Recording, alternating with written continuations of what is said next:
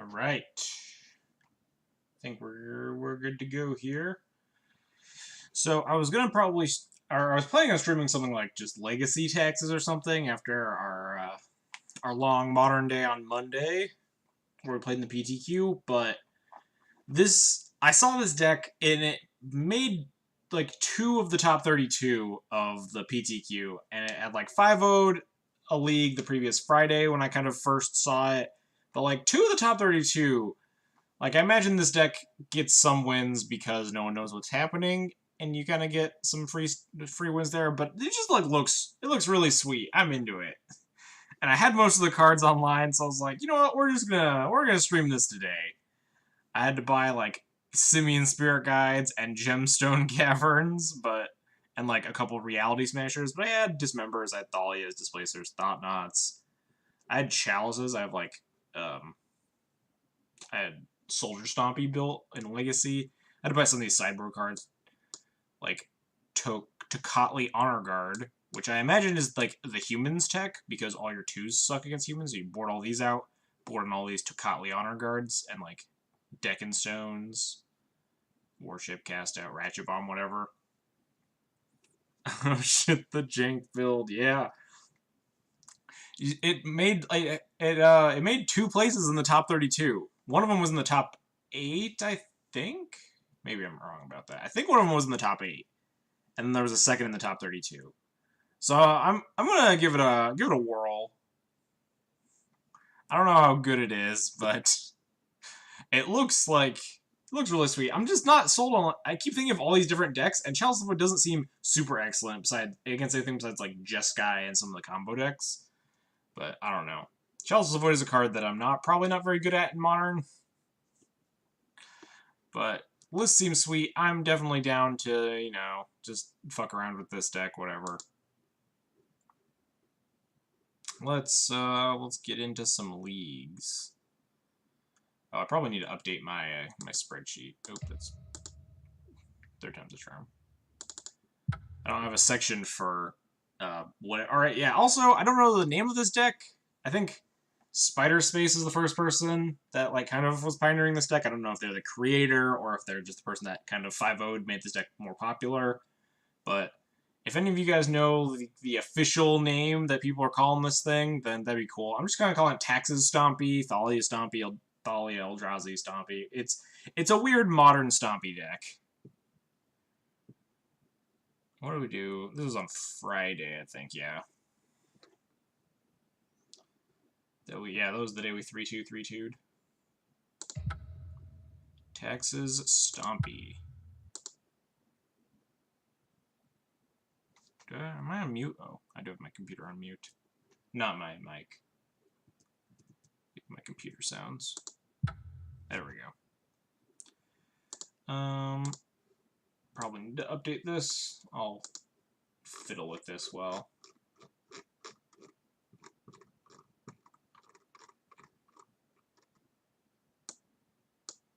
We can just copy paste this.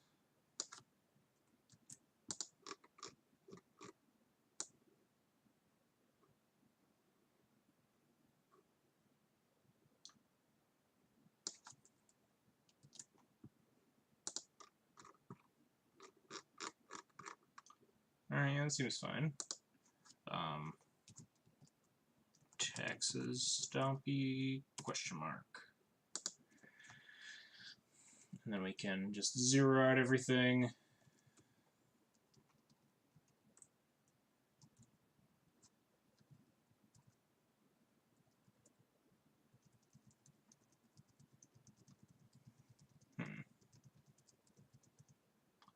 Excited to see how this deck performs, but I'm not positive. I'm not like sold on all the matchups. Just seem like a little bit clunky.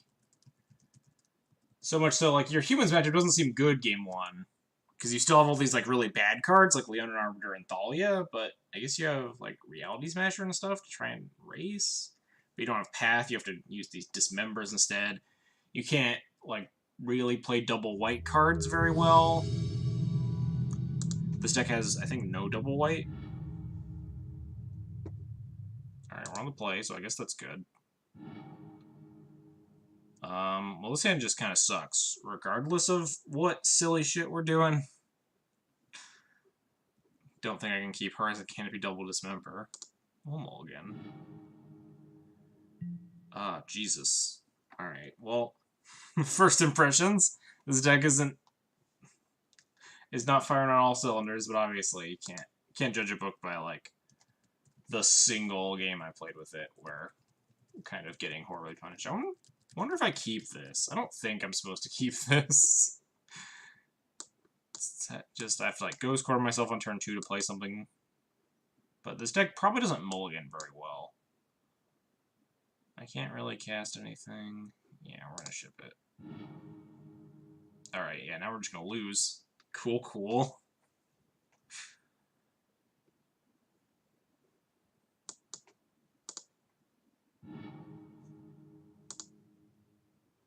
I think I'm supposed to top that. It's a spell.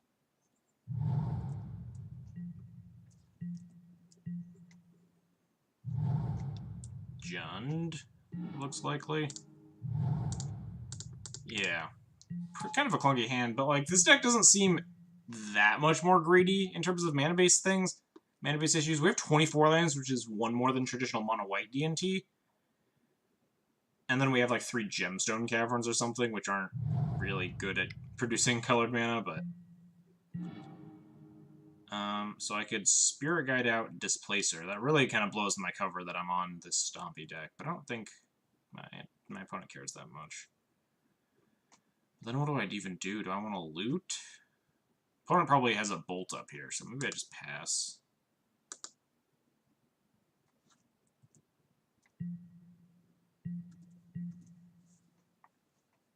I don't think we're ever going to beat Jund keeping a 7 anyway. Bob.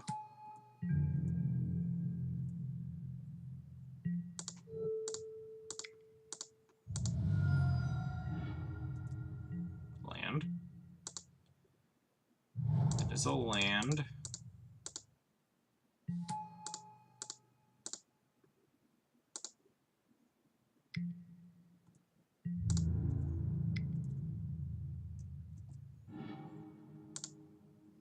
The jig is up. We're probably also very dead. Opponent just, like, plays Liliana. I guess they can't. They have to Thoughtseize my Dismember. Sure. They can't Lily me, at least, but they can just, like, bolt this Displacer. Yep. Creature. Chalice.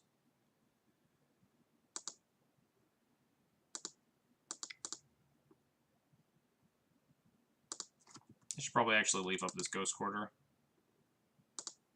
In case they get frisky with a Ravine or a Treetop Village here.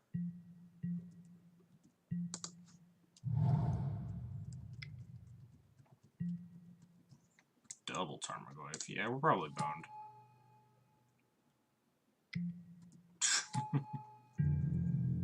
Alright.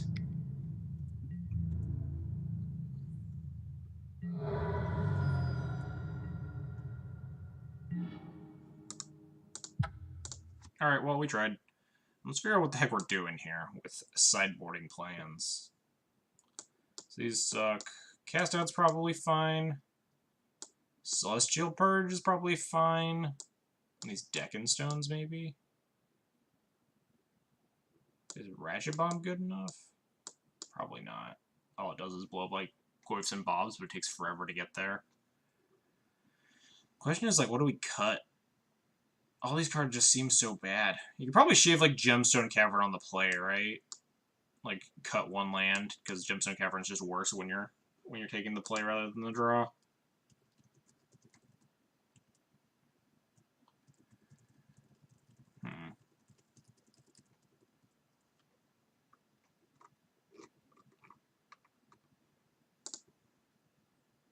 So yeah, definitely want these, I feel. Although Deccan Stone can be kind of medium. Maybe I just, like, don't board a lot.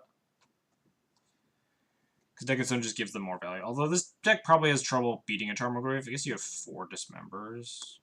I think I'm more okay with them than not. can probably cut, like, chalices. No, chalice is good against the bolt push Thoughtseize deck. Man, this is why I shouldn't just, like, pick up random decks and drag them into... I guess Spirit Guides are probably actually really bad in the Thoughtseize matchup. Kind of similar to kind of similar to Aether Vial. You don't really want to be explosive, have these super good turns, because they're going to try and grind you into the dust. So let's try it like that. I don't know if keeping in one Spirit Guide is ever the right decision. Sure. Not great. But decent. We have like Chalice on 1, double Dismember.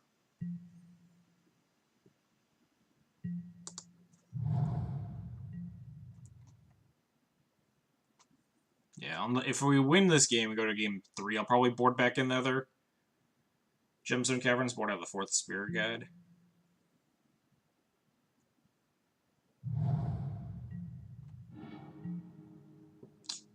So I kind of want to be able to cast this Thalia, but...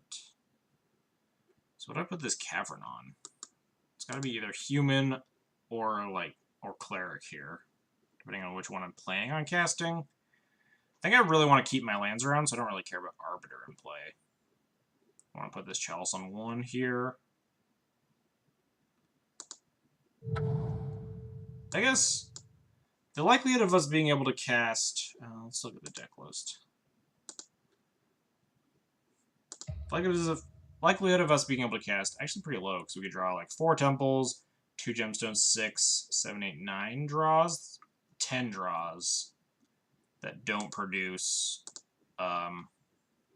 white mana. So we're gonna have human just in case.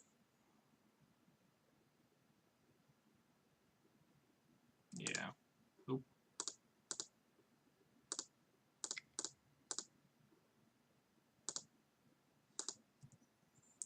Chalice on 1.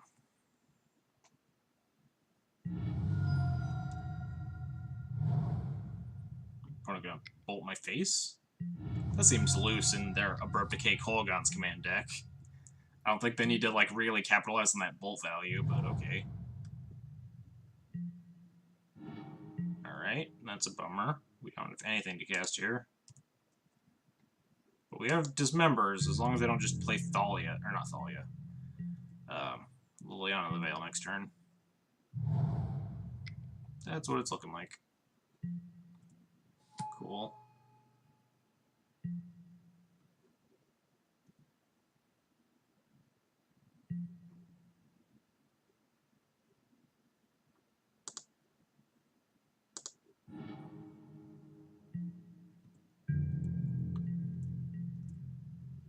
Land.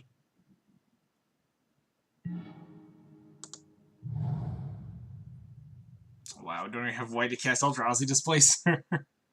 So we have to play a Thalia and then it just dies. But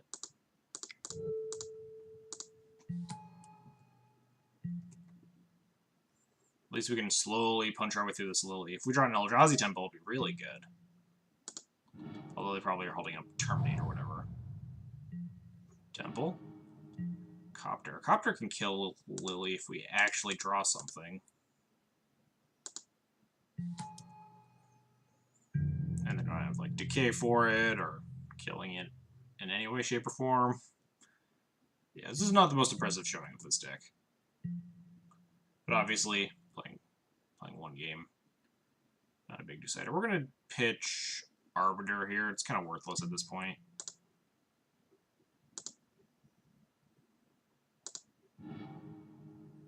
Opponent just pitching all their extra lands. Opponent's floating out pretty bad.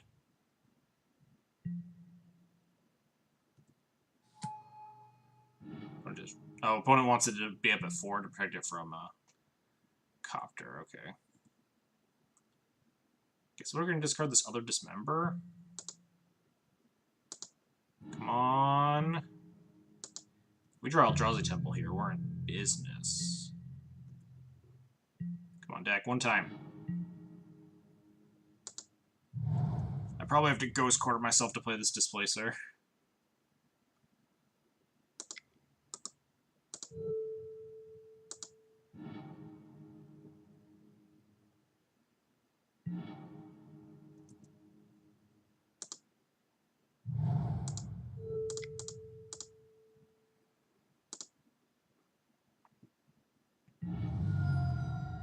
Fetching, sure. I assume they have like a terminate.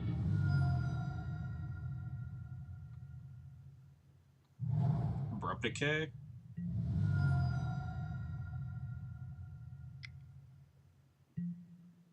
I don't know why they're doing this right now, but okay.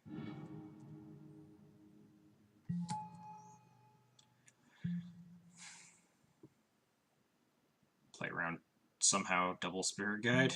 I guess if my I played a land, right? Yeah. So even if I somehow had like Eldrazi Temple,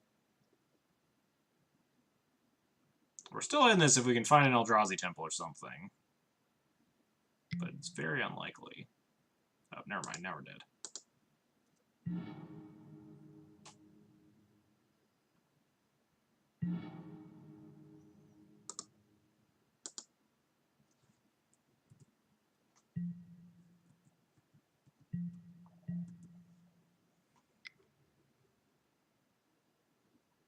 Opponent casting. Bloodbraid Elf, sure. Into bolt my face.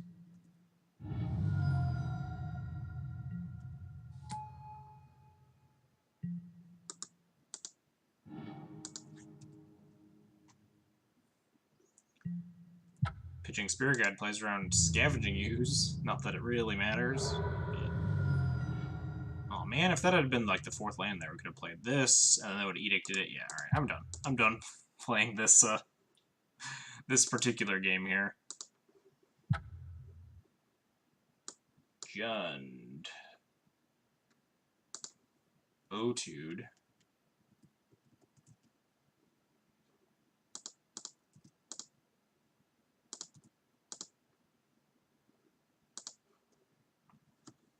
But yeah, kind of when I was looking at the deck, I thought that Jund probably was kind of a struggle of a matchup.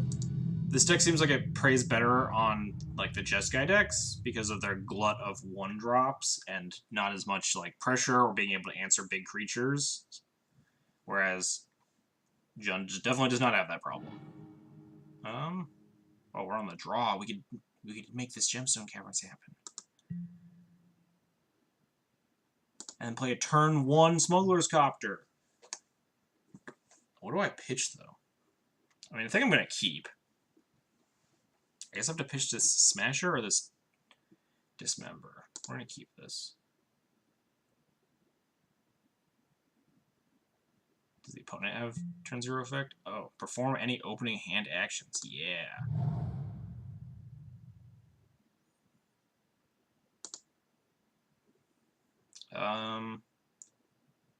Guess I pitch this Smasher.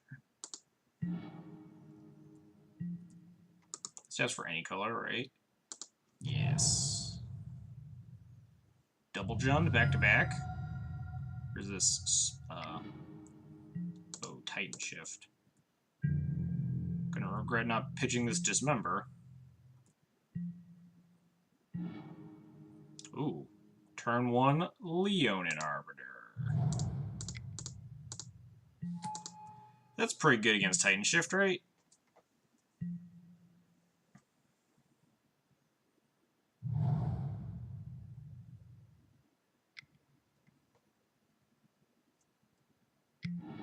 Oh, well, it's all as good when they just bolt it. Lame. So we can play Thought Knots here, at next turn at least. You use Gemstone Caverns to like pay for the black on Dismember. The deck is so weird. I guess that's kind of the sense of most Stompy decks, though. They're very odd.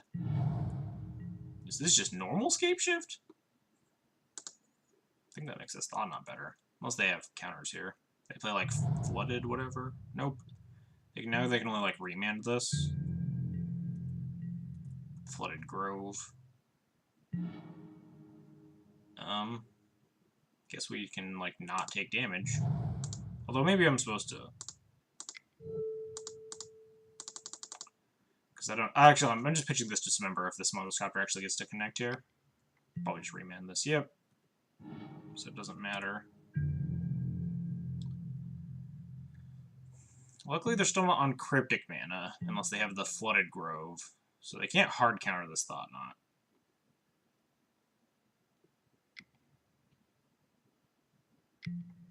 Kodama's Reach, wow. Going deep, opponent. Opponent finding Double Island because they want their Cryptics up. They have another Remand, that's going to be annoying.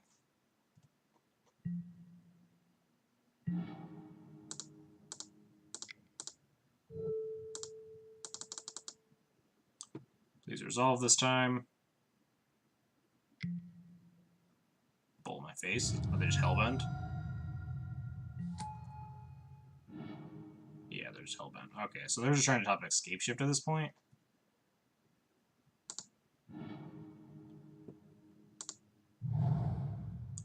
Now we need to, like, Thought Knot them every turn. Next turn, at least. So I don't want to crack this Canopy because I'll need 1, 2, 3. I have 1, 2, 3, 4, 5, 6 exactly. So I don't want to crack this Canopy, but we are just get to hit them for 3 here and loot away this Dismember.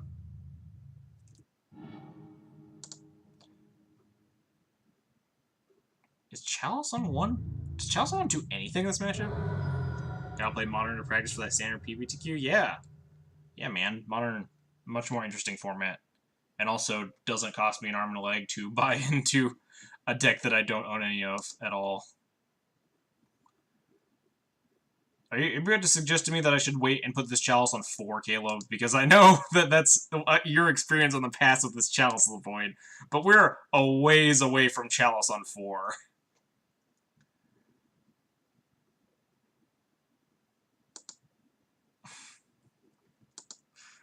I mean, I don't think I'm supposed to put it on a 1. This deck runs pretty few 1-drops, and I'm not really scared of Bolt. I guess Bolt kills my Displacer.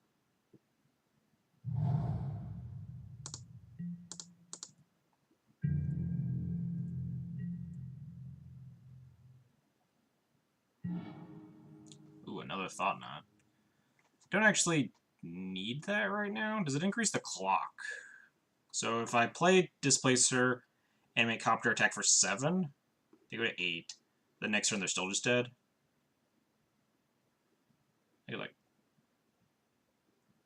Thought Knot. I like the Displacer more because the Displacer lets me Thought Knot them in their draw step, assuming they don't have an answer. So let's play this.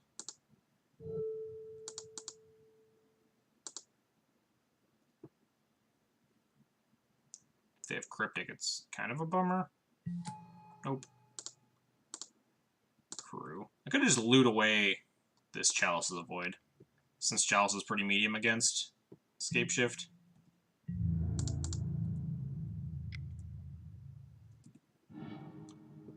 Arbiter is probably better than Chalice.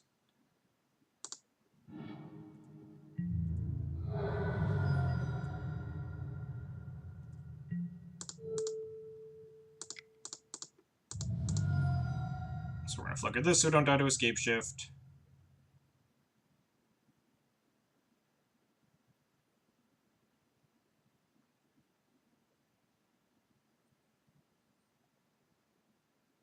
Unless the opponent has, like, Cryptic plus Escape Shift. Which they do not. Unless they have, I guess 2 Escape Shifts would also do it for them. At this rate.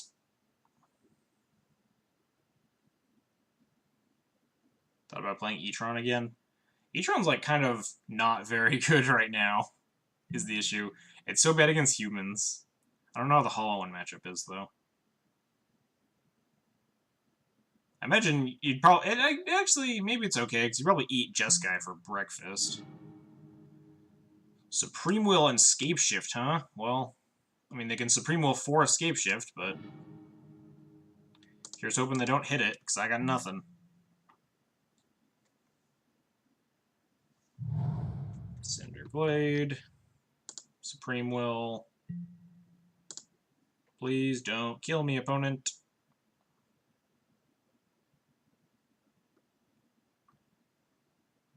Please don't kill me. I have nothing. Ooh. Are we alive, perhaps? Let's play this Thought Knot to both produce lethal and make sure the coast is clear.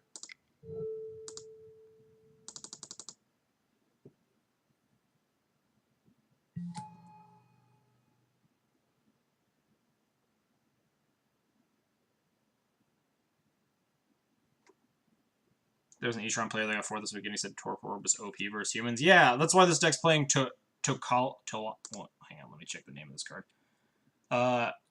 Tocatli Honor Guard, because it's Torpor Orb on like a 1/3. Torpor Orb is like good sideboard tech against humans, but it's not like the end-all be-all. Especially if you don't have it. You have to be playing a lot of Torpor Orbs or whatever. This deck's playing 3 Tocatli Honor Guard. And they can still just get you with Mantis Riders. I'm not dissing the card, but alright, so what do I even sideboard? Is Worship any good against this deck? Probably not, right? They can just Wrath my board or whatever with the Escape Shift, and on 8 lands, like 36 damage, so they have like 5 bolts to go at my face. Do we just have no sideboard cards for the Escape Shift matchup? I don't think any of these cards are good against Escape Shift.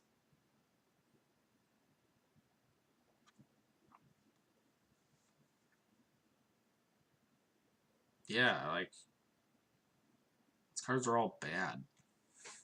I guess Worship combines with, like, a Copter or a Displacer with mana up to save you, I think. Yeah, because if you have the Copter in play, then they have to Escape Shift you for lethal, and then you animate the Copter. And you bolt, but then you're just at 1, and you have only a Copter in play, and you have no other board. Nothing else in play. Like Jace, 6-drop Chandra. Yeah, TMS or 6-drop Chandra. I mean, that doesn't, like, change my sideboard plans, though, right?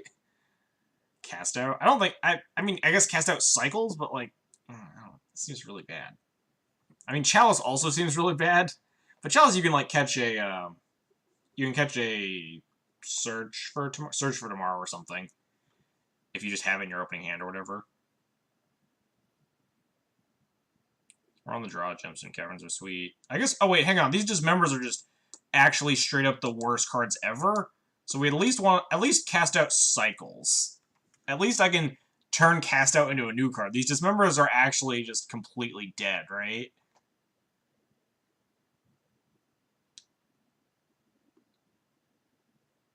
Tocatli turns off my own Thought Knot, so I don't want it. Do I want... I don't think... I'm pretty sure the Worship is bad. But I don't want any of these cards. What a struggle. Am I supposed to play, like, 3 Dismembers? Deckenstone what? Deckenstone my own dudes? To get clues to draw cards? Eh. Dismember at least pushes damage through, like, Sakura Tribe Elders or whatever. Obviously, it's not good. It's not good by any stretch of the means. Stretch the word good, but... It's, like, fine. This hand, though, is less than fine. I'm gonna keep it. We have 24 lands in our deck.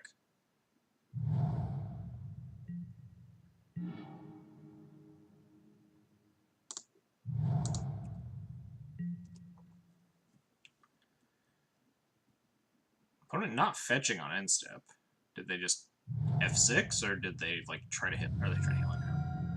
No, I was curious why it was good. It's good versus humans is the main thing. It's just... Because you don't want to play 1-drop removal in your Chalice of the Void deck. And Deckenstone's, like, the next best thing. Oh, well, they're probably just gonna remana whatever I play. Just play this Copter. I don't want to, like, lock myself out of casting the Copters. And also, I think I'd rather have a Copter in play anyway, because at least Copter helps me loop to a 3rd land if I don't hit one next turn. I can just play Thalia and then attack.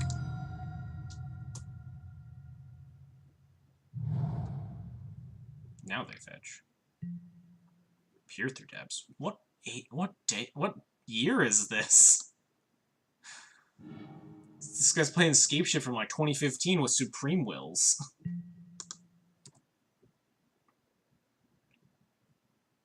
How they can hold counters up.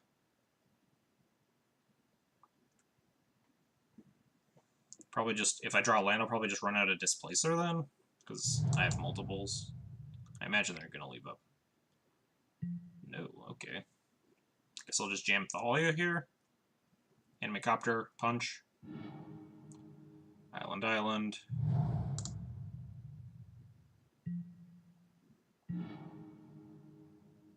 Arbiter's certainly tempting. They have 6 cards in hand. Supreme Will. The Thalia might just be better. Arbiter lines up good with the Ghost Quarter next turn, although next turn they're probably leaving up Supreme Will.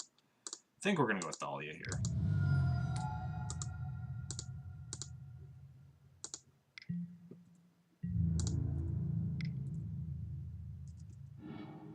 We'll hit the land drop eventually.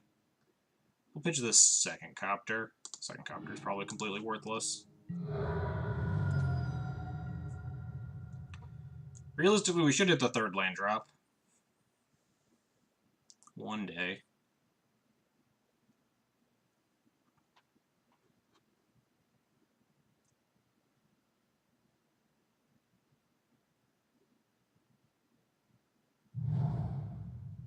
Plays the other island. 3 mana search for Azcanta. Okay, so they don't have Supreme Will or Remand up. They could have a Bolt here.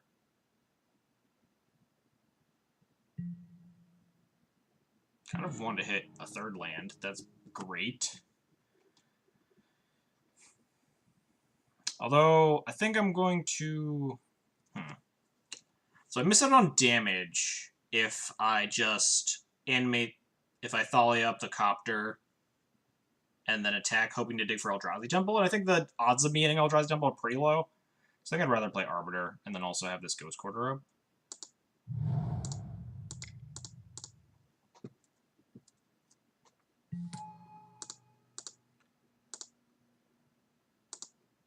Crew.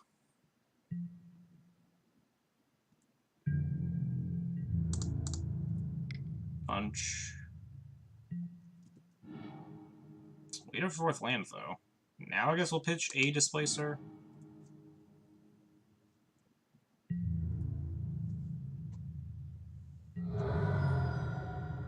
Opponent has to, like, use their mana very awkwardly now, because we have this Ghost Quarter plus Arbiter threatening them.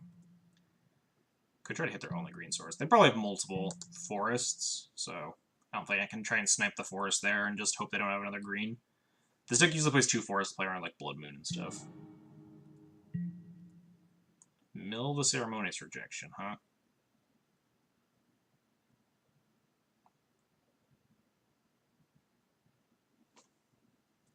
Ideally, we hit Eldrazi Temple, though.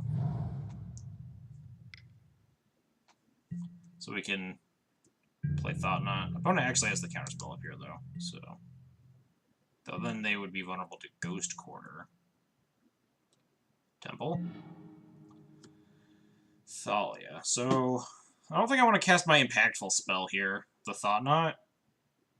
Opponent still can't kill me. Although I will be going to 18 actually, because I have to tap this canopy to leave up the Ghost Quarter.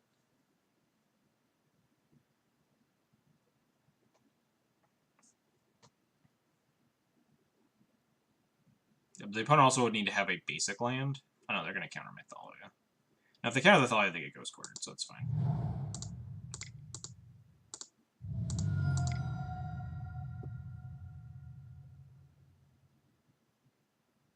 Could also Cryptic this, right? 1, 2, 3, 4. Wow, nothing.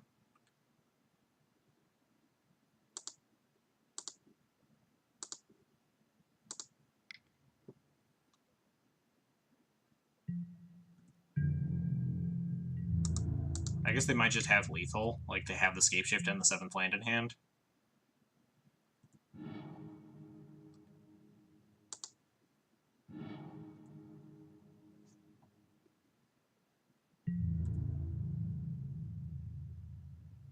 But they need a non-basic? Or they need a basic land to kill me here. Because they need... Oh no, they only need 6 mana. They can have a tap land because they need 4 for the Scapeshift, 2 to pay for the Arbiter here. So yeah. We might just be dead.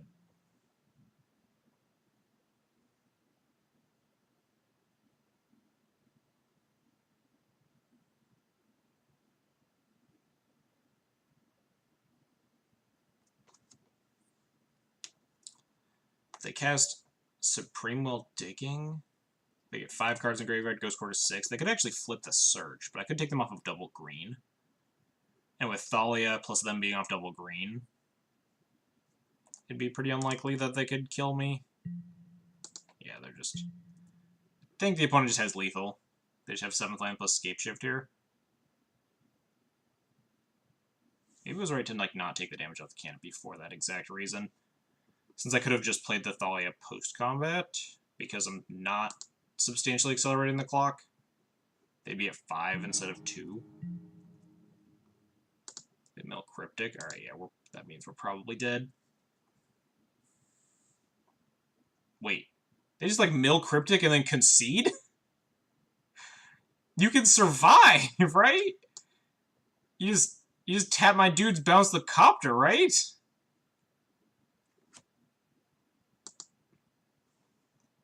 The good old mill Cryptic concession plan, I guess. Escape shift. We 2-0'd it, I guess.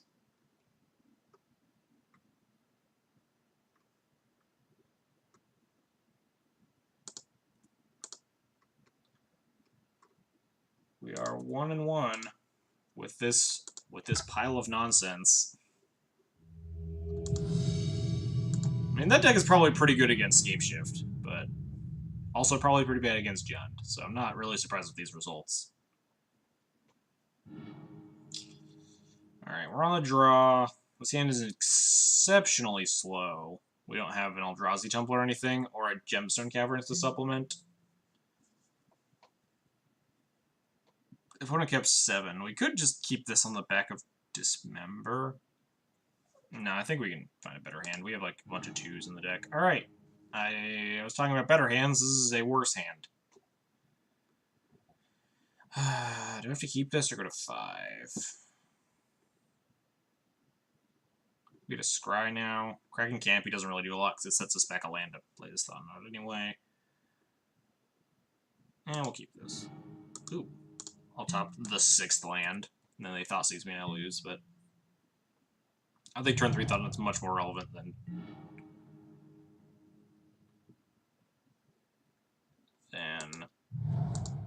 turn 4 Thought Knot. Although, exposing the Eldrazi Temple could be a little risky. They have Spreading Seas or something. But the ability to turn 2 Thought Knot is pretty tempting. They could be a Spreading Seas deck. They could be blue-white still. Could be Storm, could be blue-white-red. Alright, blue-white or blue-white-red. Really wish we had a play here before they have Logic Knot mana up, but...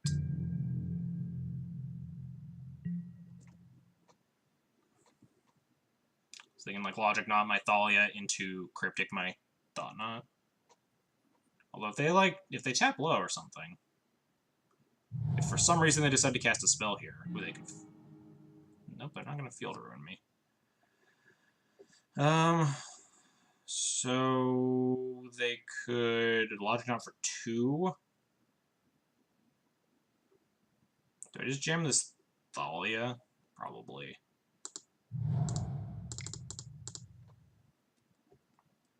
They can Logic Knot this, but they could also Logic Knot my Displacer.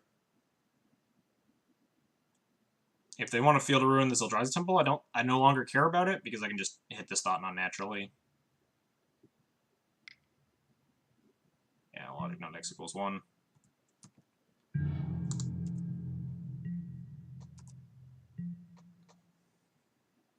So hopefully they try to shoot this Temple this turn and leave down shields on like Cryptic Command. Unless they have Logic Knot number 2, in which case we're just super dead anyway, but they don't even have Cryptic Command here. Or Snap Logic Knot.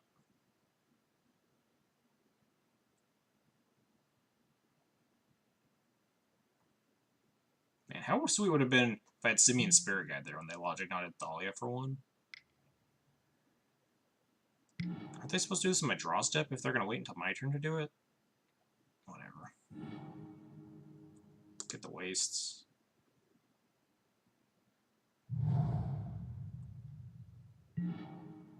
Can't really play around Second Logic Knot, really. Since they can Logic Knot for any amount. I think we just kind of want to slam this Thought Knot and hope. Please don't have second Logic Knot, opponent. This deck is really not about playing around cards as much as it is about getting lucky. Kind of the mentality of the Stompy decks is just jam your stuff and see if your opponent has it. Opponent didn't have it. And they also didn't path my Thought Knot for some reason. And they have a Swamp in their deck. So they're Esper. I mean, I'll take this path. Like, I don't know why you didn't path my guy, but... Deal? Do they think that, like, the Thought Knot puts it in the graveyard? Yeah, sure, opt.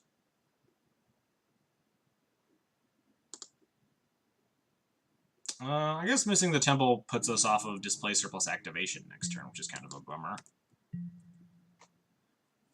Would be nice to be able to protect this Thought Knot.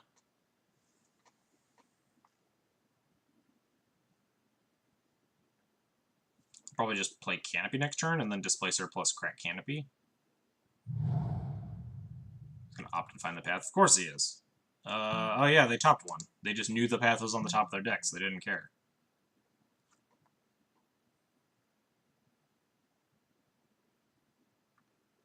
Play Flooded Strand. So I do have to be wary of Snap Logic Knot here. Opponent trying to do something with my upkeep again? Do they actually have the path? Oh, they could have Fatal Push here, I guess. Since they're mysteriously Esper. Are they gonna Esper Charm me? You got me, opponent. I've been Esper Charmed.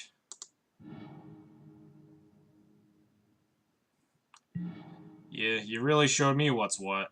Oh man, we could have surprise Displacer activation with this Simian Spirit Guide. Man, it's gonna be so good if they find Path and try to Path this Thought Knot. Oh man, now I really wish this happens.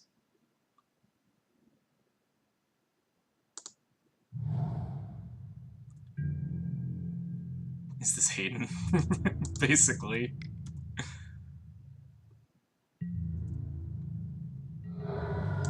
Man, I really hope we get to blow this guy out with the Simian Spirit Guide.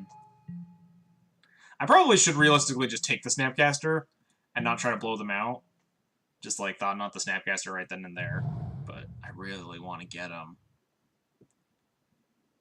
Come on, Path the Thought Knot. What could go wrong?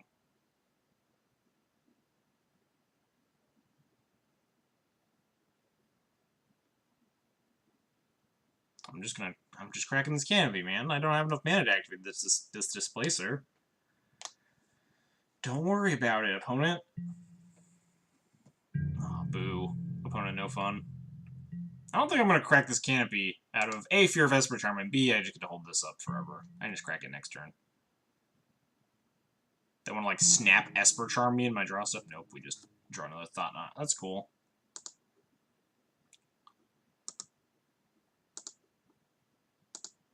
So they have Snap Swamp in their hand? Don't really want to play this Thought Knot. I guess I just attack. Wait, no, they can animate this Colonnade? If they fetch to animate this Colonnade, I can just tap it down with Displacer activation, so... Yeah, let's punch.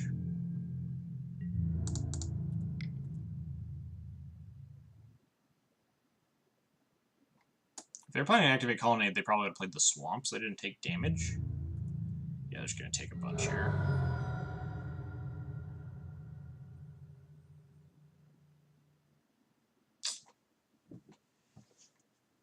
Do I want to play this Thought? I feel like I don't want to play this Thought Knot, but then they're probably just going to, like, snap Esper Charm me.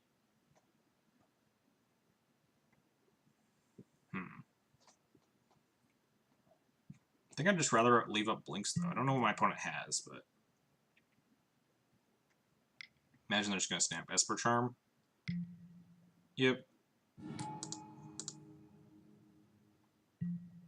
Sure.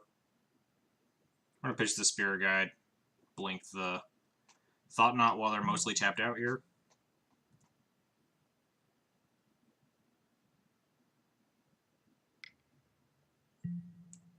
Oh, they're drawing 2 cards. Alright, well, in that case, we're just going to blink the Thought Knot and then leave the Spirit Guide.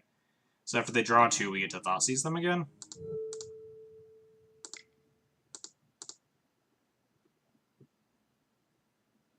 While they're still tapped super low.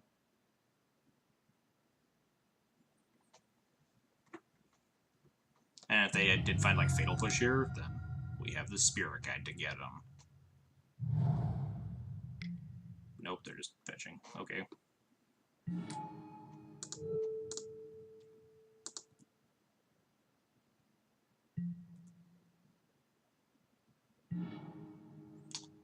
Torrential Gearhulk and Fatal Push, huh? Well, I definitely don't want them to have a Torrential Gearhulk. That's kind of scary. Could also take the Fatal Push. Just don't... Again, don't think I care that much. I'll blink it when they attempt to Fatal Push my guy, because that requires them fetching again.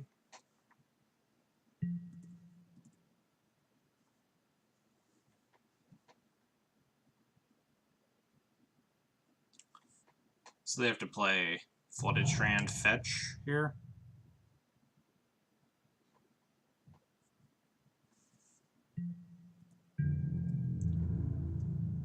Are they really just not going to do it? They're just going to let me untap? And I guess if they're planning on hitting the Displacer, then they don't care, but this just seems really odd to me. Opponent's choices in a lot of these. Are they going to, like, push in my upkeep? Ooh, Chalice on one's interesting. Chalice on 1 turns off Path and Push in the future, which seems to be probably what my opponent's leaning on in terms of removal.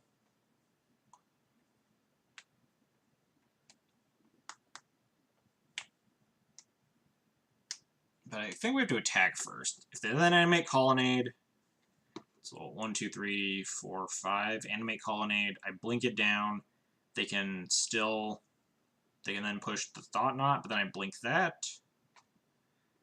And then that uses all my mana, so I don't think I want a Chalice here, because it lets me attack through this Colonnade still.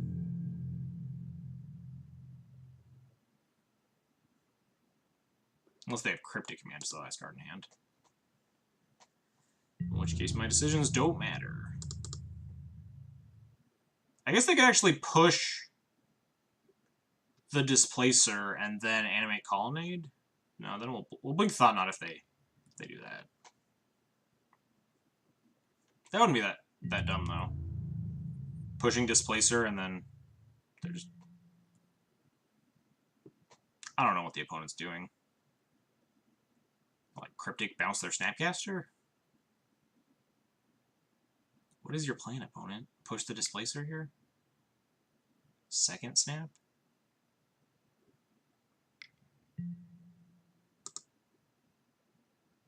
Okay.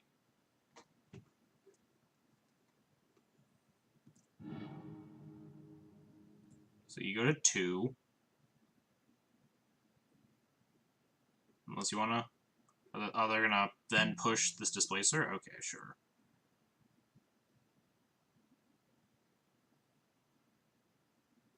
Yeah, that's fine. We're just gonna play out our hand now.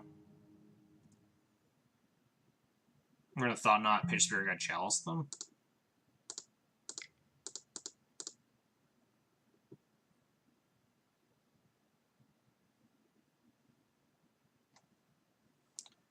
Since their hand is... Oh, no. No, they drew a card, so I don't know exactly what their hand is. Their hand is Plain, Swamp, Snapcaster, and Unknown that they just drew. So they could just flash in the Snapcaster as a 2-1 here. They're just gonna let me take it. Yeah.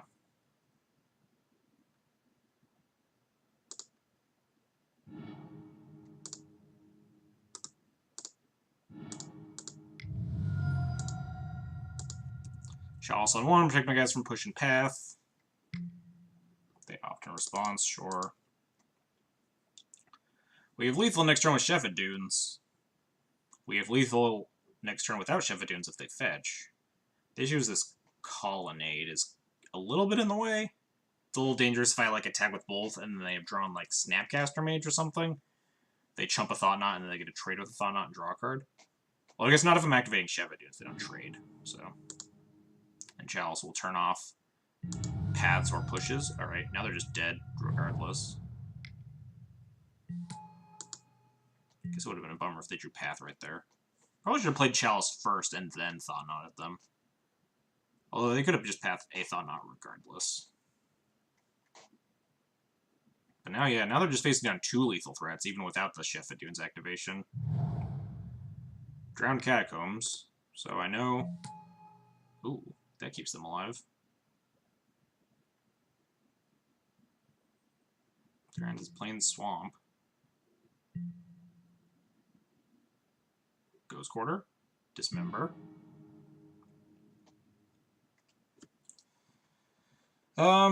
So...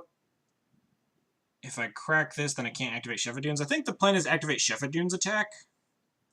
It's really bad against Cryptic commands specifically. Or like Snap Cryptic. But it makes it so that they have to lose their Colonnade and their Wall of Omens because I have 2 lethal attackers. Otherwise, they block their Wall of Omens and die, but then their Celestial Colonnade trades with my Thought Knot, and that's pretty bad for me.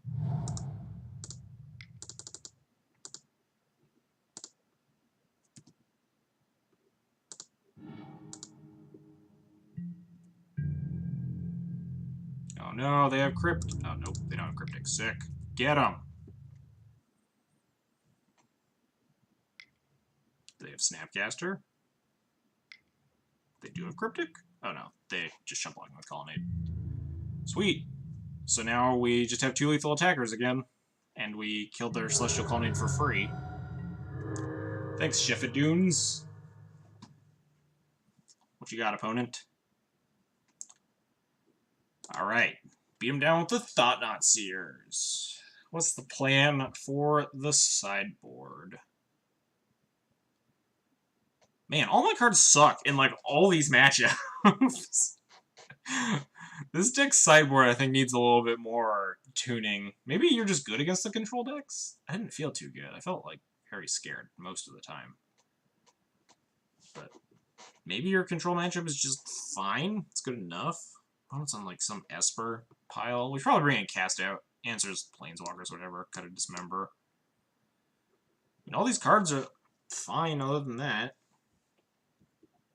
I don't think Rest in Peace is particular. Maybe Rest in Peace is more okay since I'm more scared of Logic Knot than I am with traditional Death and Taxes. So, because Rest in Peace makes Logic Knot harder to cast.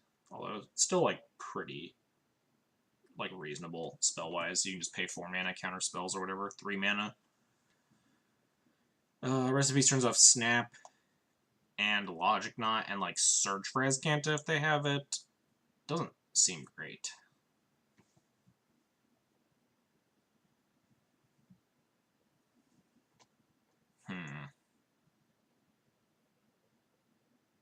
Yeah, the sideboard just doesn't, like, have a lot of stuff going on for the control matchups. Guess we just run it back. Well, let's run it back like this, I guess.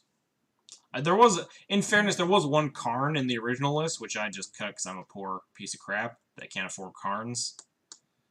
Or more like, don't want to buy $30 cards in this format right now. So we have turn 1 Chalice, which is probably pretty good against our opponent's deck. The rest of our hand is pretty dopey, but we even have Cavern to resolve Thalia. Alright, we'll keep this. I'll play a turn 1 Chalice. It's going to be a real bummer if they have Ceremonious Rejection, but...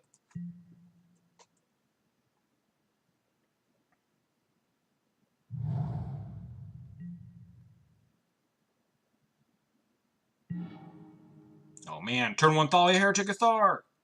Probably not good. We turn 2 the Thalia Heretic Athar, which is actually more reasonable.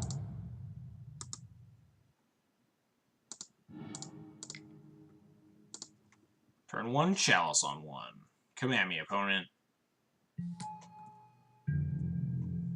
They could just have answers to it. But this sets up protection for all my creatures against the Path and Fatal Push. I thought it was called Eldrazi Taxes. I mean, this deck isn't really an Eldrazi Taxes deck, per se. It's because it's a lot more akin to the Stompy decks of Legacy, if you're familiar with them, where you just play all these, like, mana cheating effects in this format, it's Simian Spirit Guide and like Gemstone Caverns, which is way worse than stuff like Ancient Tomb and City of Traders, but it's very reminiscent of the Stompy decks of old. So it's I feel wrong calling it something that isn't just some Stompy list. Alright, so we're going to play Uncounterable Thalia Heretic Cathar here.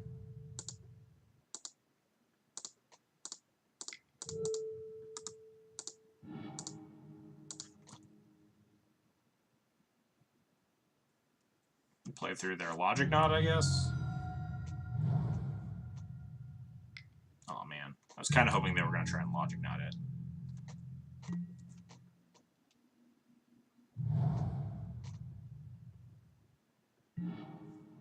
Oh man. Yeah, well, it's a little dangerous because they actually do have a Logic Knot for 2 up. Thalia is Bay, though. I do love some Thalia action, which is why I'm digging this deck. I am a sucker for like 95% of decks that involve Thalia, Guardian of Thraben. I think we just jam this thought. We're never going to be able to play around Logic Knot. Right? Because even if they just keep hitting land drops, they'll just always have 1 more mana than we'll have on Thought Knot here. Big Stompy creatures are sweet. I'm down for... we're just jamming. You don't play this deck to play around opponent's cards. Aha! They didn't have it. Nice path to exiles, opponent. We'll take your Cryptic Command.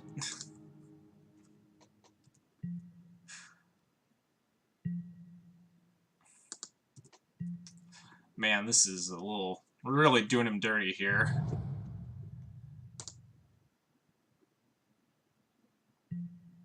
Crack this Horizon Canopy, whatever.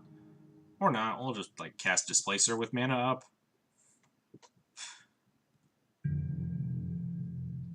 Just nug him for 7 here.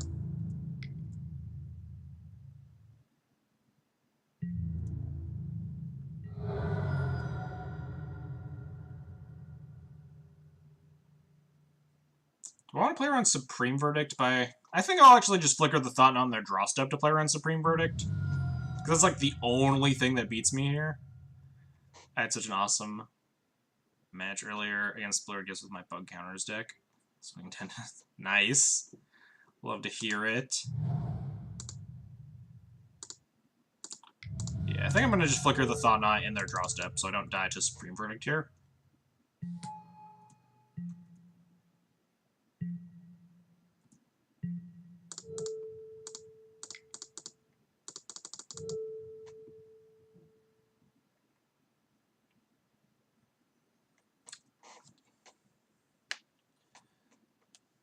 Opponent is conceded from the game. Yeah. This deck does... It definitely has its moments. Chalice of Void... Maybe is Chalice of Void like a good card again in this format? Won the race against Storm. It's tough to do. It's an impressive showing. Racing Storm can be... It's 50 bucks. Yeah. I mean, Chalice of Void's like $1 million because it's been regraded like once in the original Modern Masters and stuff, but it kind of fell off the grid because it was super good against stuff like Death Shadow, these like hyper-efficient, lean, one-drop decks, but it's really dopey against like humans and Jund and, I don't know, Titan Shift, I guess. Just these like random decks all over Modern. So it's not like the end-all be-all like it is in Legacy, where you just shut off all these 1200 cantrip decks. Yeah, it's using the Mono Red Prisons. It's using Eldrazi for whatever that's worth. Eldrazi kind of... Yeah, I mean, there are a couple decks that are still playing Chalices, but... I mean, it might be because maybe Chalice is like a reasonable card again. All these Jeskai control decks popping up, and you punish them by not letting them cast their multitude of 1-drops. It's kind of what we did to our opponent there, even though they were Esper, not Jeskai, but same sort of deal. We turned off both their paths. Eldrazi. Definitely a deck. Oh, we're on the draw with Gemstone Caverns. Turn 1 Arbiters. Not passing that up. He's playing Mono Green Trotter Popper. Hey, I respect most decks. I'm not gonna say all because I was really salty about Martyr Proc yesterday, but I don't have anything against that deck. We just are cursed to play against it too many times. We'll keep this. I don't know what I'm pitching. Probably the Smasher. Smasher or Seer? Probably Smasher. We need to hit land drops.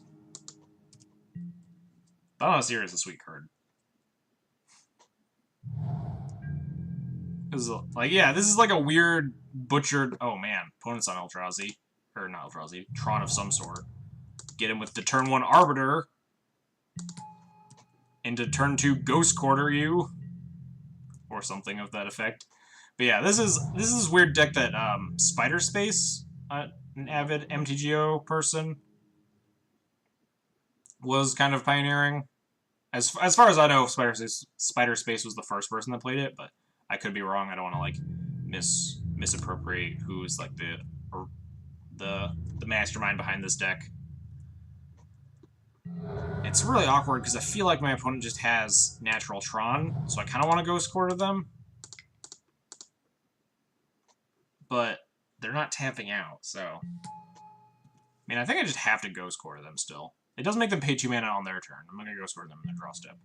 We don't get the Stone Rain, but we do prevent Tron, so... Yeah, we don't want to get, like, Worm Coiled here, so we'll Ghost Quarter them. If they want to search, they have to pay 2, and then basically, yeah, take their turn off. Let's just draw Eldrazi. Ooh, they're on Eldrazi Tron. And of course, we never hit the correct Tron land, because that's always how land destruction works. Man, this Chalice of Void's probably pretty bad. Considering I can't even put it on 1 here because of my Thalia, I suppose it's pretty atrocious. Well, I got nothing, opponent. Well, I guess I shouldn't say I have nothing. They have like Ghost Quarter or something. Well, this is scary. Let's draw another Ghost Quarter. I would also accept Eldrazi Temple. Hey, we did it. Get out of here. I want nothing to do with these mines. Opponent saying figures in chat. Eldrazi and Weenies might be a more appropriate name. It's gotta be like, you gotta incorporate Stompy in there in some way, shape, or form. Like Thalia Stompy, Eldrazi Stompy, something Stompy. Better lucky than good. Exactly. It was all calculated. They take my Displacer. Come on, Temple. Let's keep getting lucky. That is like the opposite of an Eldrazi Temple, but kind of a standstill here.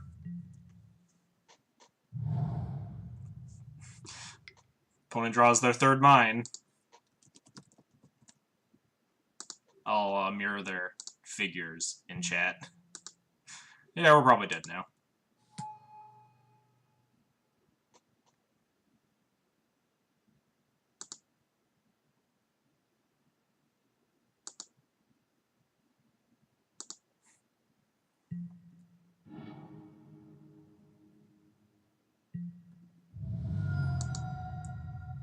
Writing Stompy and Eldrazi. And they have this map. This Tron player is so good. This is why people do get salty about Tron. When you Ghost Quarter their 2 mines and they're just like, oh, 3rd mine, you know, whatever. Who even needs it? I also had this map that I had. I could just go find the 3rd mine. Who cares?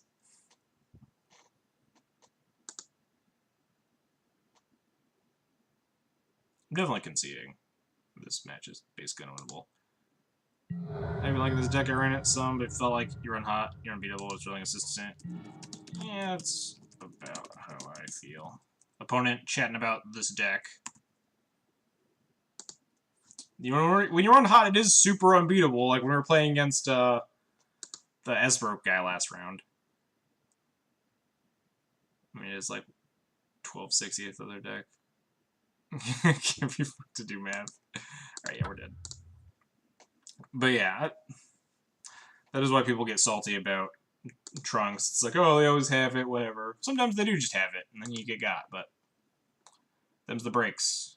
So, Eldrazi Tron time. I guess Stonies are good. Cast out. I don't think I bring in Honor Guard, because Honor Guard only turns off, what, both of our Thought-Knot Seers? I guess Deccan Stones are good. Deccan Stones, I do have to be careful exiling, like, Thought-Knots, though, because it is all other creatures. Wait, no. All other creatures, it's controller controls with the same name. Interesting. Okay. So it doesn't actually work the same way as, like, Maelstrom Pulse. My Salt Factory is control. Yeah. Everyone's got something. I was pretty salty about playing against Martyr Proc twice in the PTQ yesterday. Not that I'd have anything against the deck, it's just... How did we manage to play against Martyr Proc twice in a PTQ?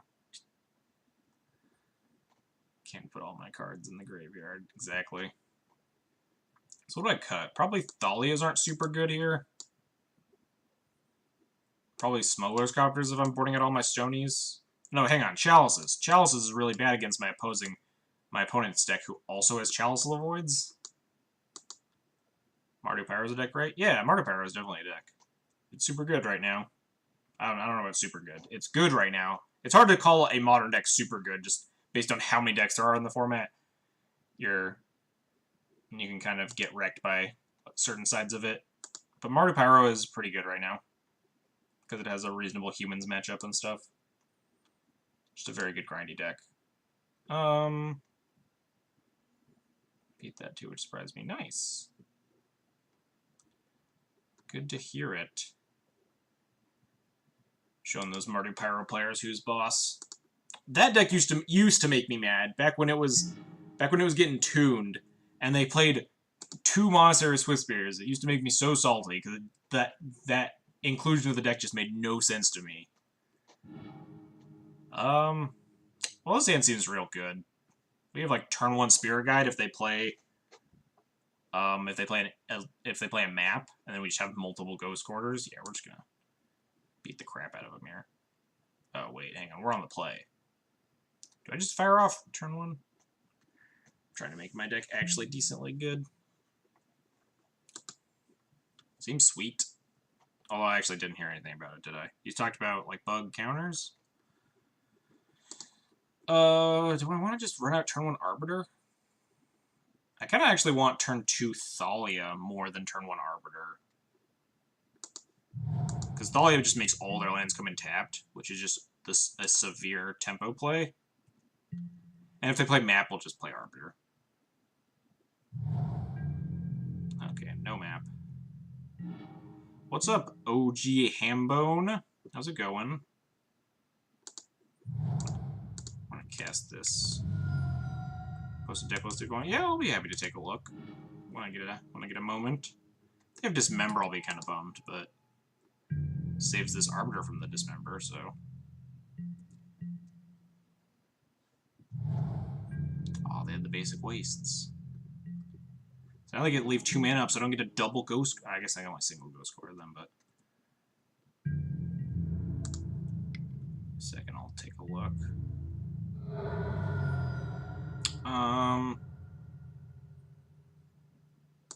Yeah, let's just play out this Arbiter.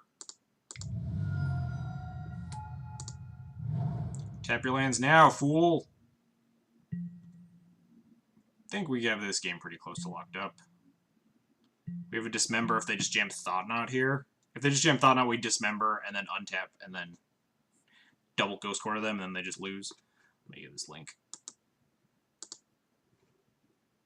Oh god, which tab did that open under? Oh, this one.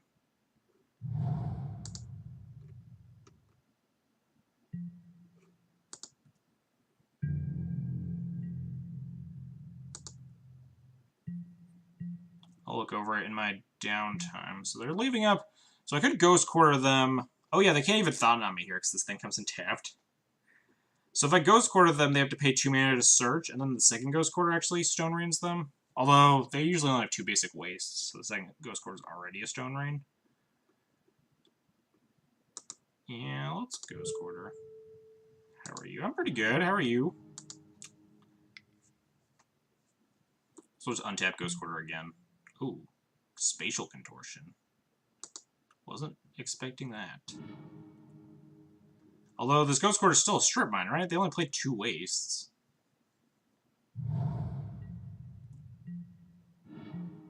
Ooh, Eldrazi Temple gets me toward this Smasher.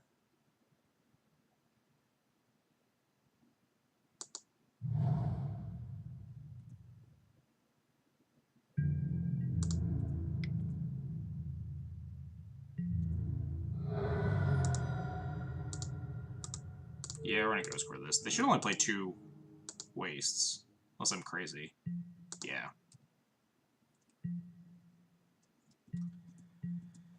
Two wastes. We'll probably be able to get there off of Dismember plus Thalia here. Since it'll just take them so long. Unless they have another... That's fine. I might Dismember that. We'll see what I draw. Ooh, we have a notification. Oh no, I clicked on the wrong thing. I'll get to this. I promise. OG Hambone 730 has followed. Thanks. I appreciate the support. Alright, second temple. Plains. Alright, so we have Smasher next turn, so I think I am just going to Dismember this.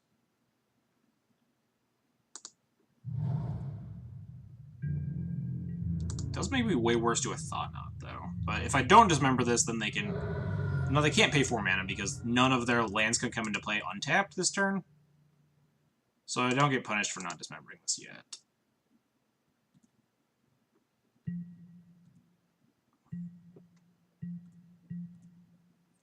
They can only play like a tapped Matter Reshaper here or something. Yeah, that comes in tapped.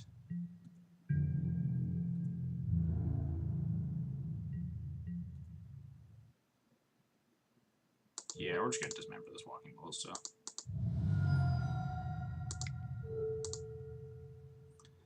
Just deals me 5, but whatever. My life total doesn't really matter here.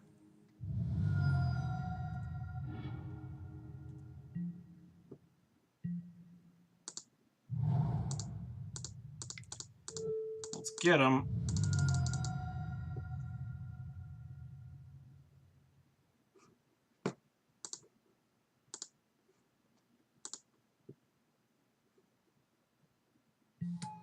Game 3, please don't draw Ghost Quarter, I think is what my opponent's saying.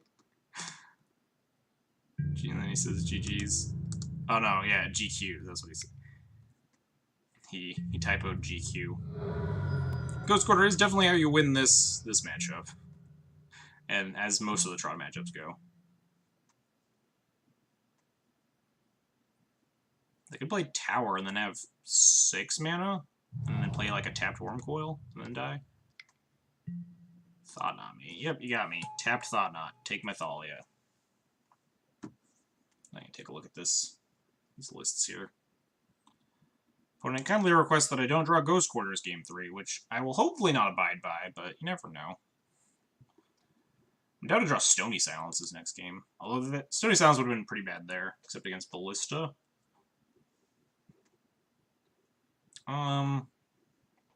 Yeah, I think we just keep this configuration. Let me check out this list that you're talking about. Burning Pool, into a Watery Grave. Oh man, this is like exactly the types of decks that I loved when I started playing Magic. Master Biomancer, I started playing like right at Gate Crash. Master Biomancer was like one of my favorite cards when I was starting the game.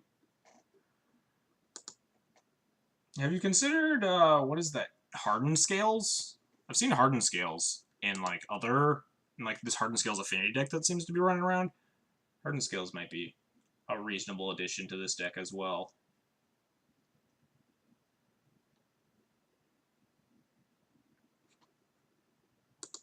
Yeah, we're just gonna run this back.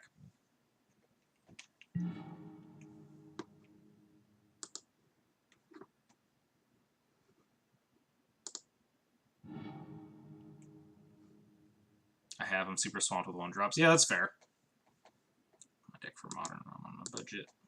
Take a look at all these decks. Alright, we have turn 1 Arbiter, and we have a Ghost Quarter. We actually technically could turn 1 Gemstone Caverns, Pitch Spirit Guide, Arbiter, Ghost Quarter them if I really wanted to, into turn 2 Thalia. That's pretty tempting. I mean, we're definitely going to keep this hand pitch the extra Thalia. Oh, which is why I haven't. Yeah, that's fair. Just something that came to mind.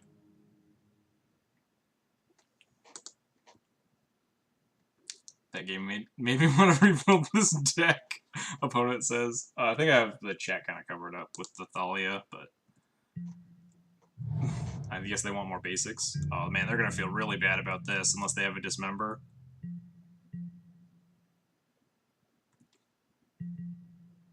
Man, I'm going to be kind of disappointed if they have Dismember, though.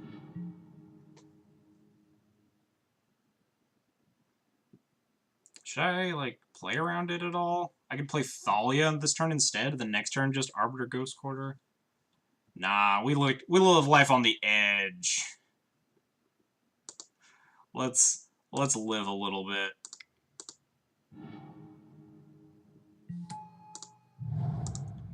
Get him! No Dismember. Haha!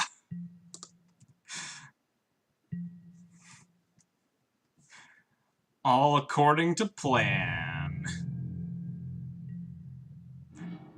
I could have upkeeped it. That probably would, or like draw stepped it or whatever. Strictly better, but yeah, probably. Yeah, maybe not draw step because then they have like another draw at Dismember, and I really just want to hit them while they're down. But yeah, definitely it's better if. Well, is it that much better? Because if they have the Dismember, they. Yeah. If they have the Dismember, they just... Oh, that's kind of a bummer. They can just use the mana anyway that turn. Alright, let's draw some... Ooh, that is a good card to draw. Get him! Keep drawing Ghost Quarters! Opponent's probably going to type in chat that they're bummed that I keep drawing these Ghost Quarters.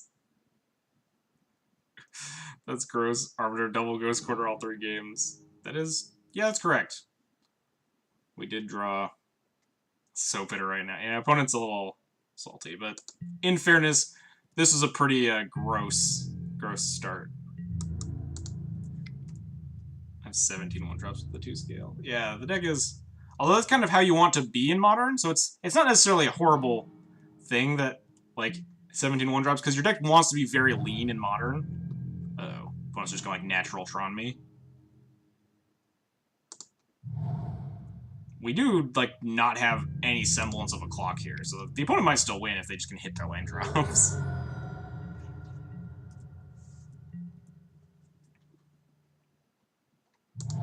Oh, okay, not Natural Tron. But they could have just had Matter Reshaper here, and then my reign of tyranny is over. Yeah.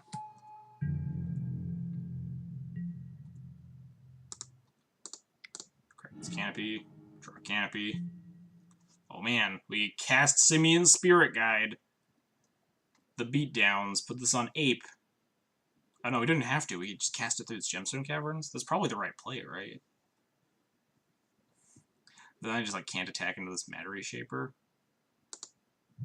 Alright. I'm in. I'm in for putting Simeon's Spirit Guide onto the battlefield. They just, like, thought on me. We could still lose after double strip mining them. Double strip mining our opponent.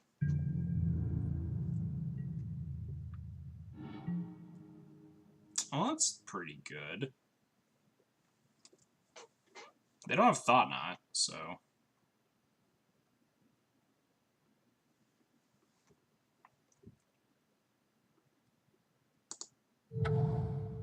Probably doesn't matter what I put this on here. Do I attack with the guide here? Yeah, I think I attack. Freeze up the Arbiter to start attacking next turn. It does let them flip a card. But they're gonna get that. They're gonna cash this in eventually. Oh, map. Oh god, map! That's so bad for me. Now they get to crack the map with 4 mana. And then get their tower.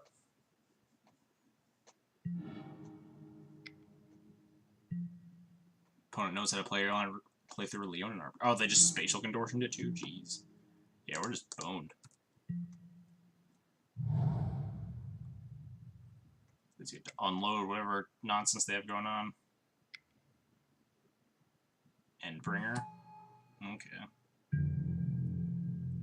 Dismember. THC.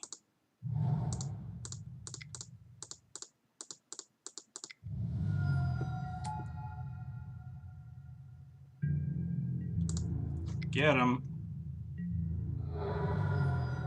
Get him while we still can, at least. This Endbringer can just stop my guy from attacking and also draw them cards.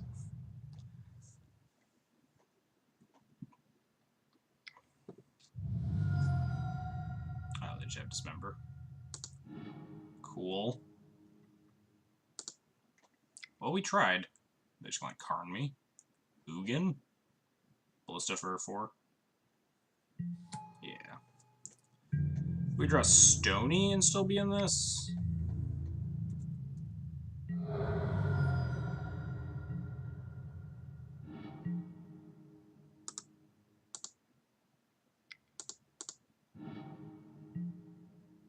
Oh, well.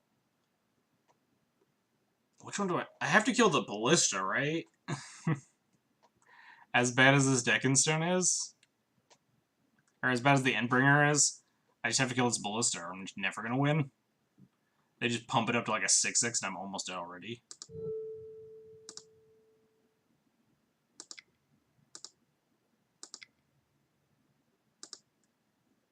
They just like ping me 3 times and get a clue, probably.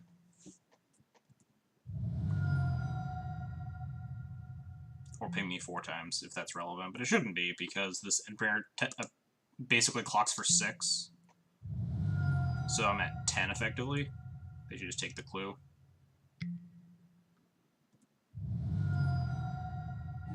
Yeah. So now we just need to draw another Deckenstone, or like a Cast Out or Dismember. No, we can't even draw Dismember now, because we're at 4 already.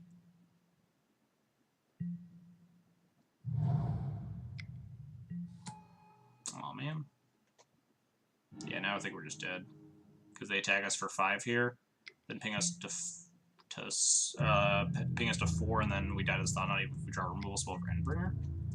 Because we draw removal for Thought Knot into removal for Endbringer. Dang it! If I had drawn these in the opposite order, then I think we're still dead. Because they would have a 4/4 in play.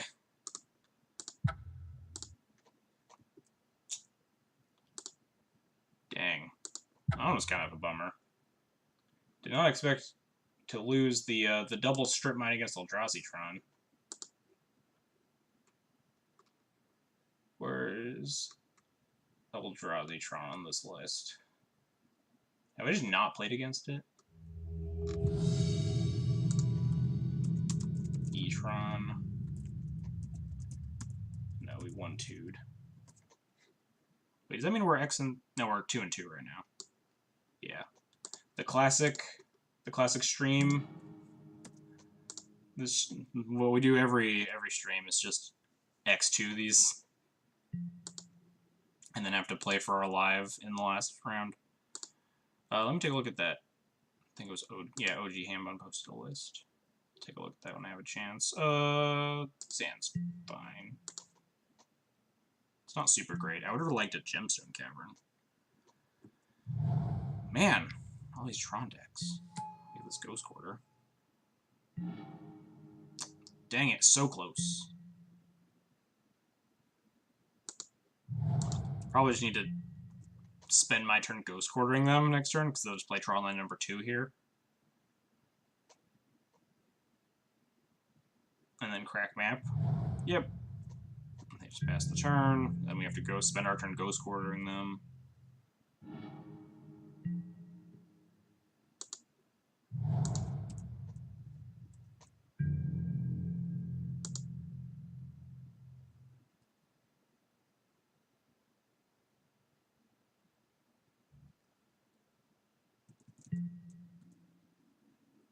They crack the map. Find the power plant.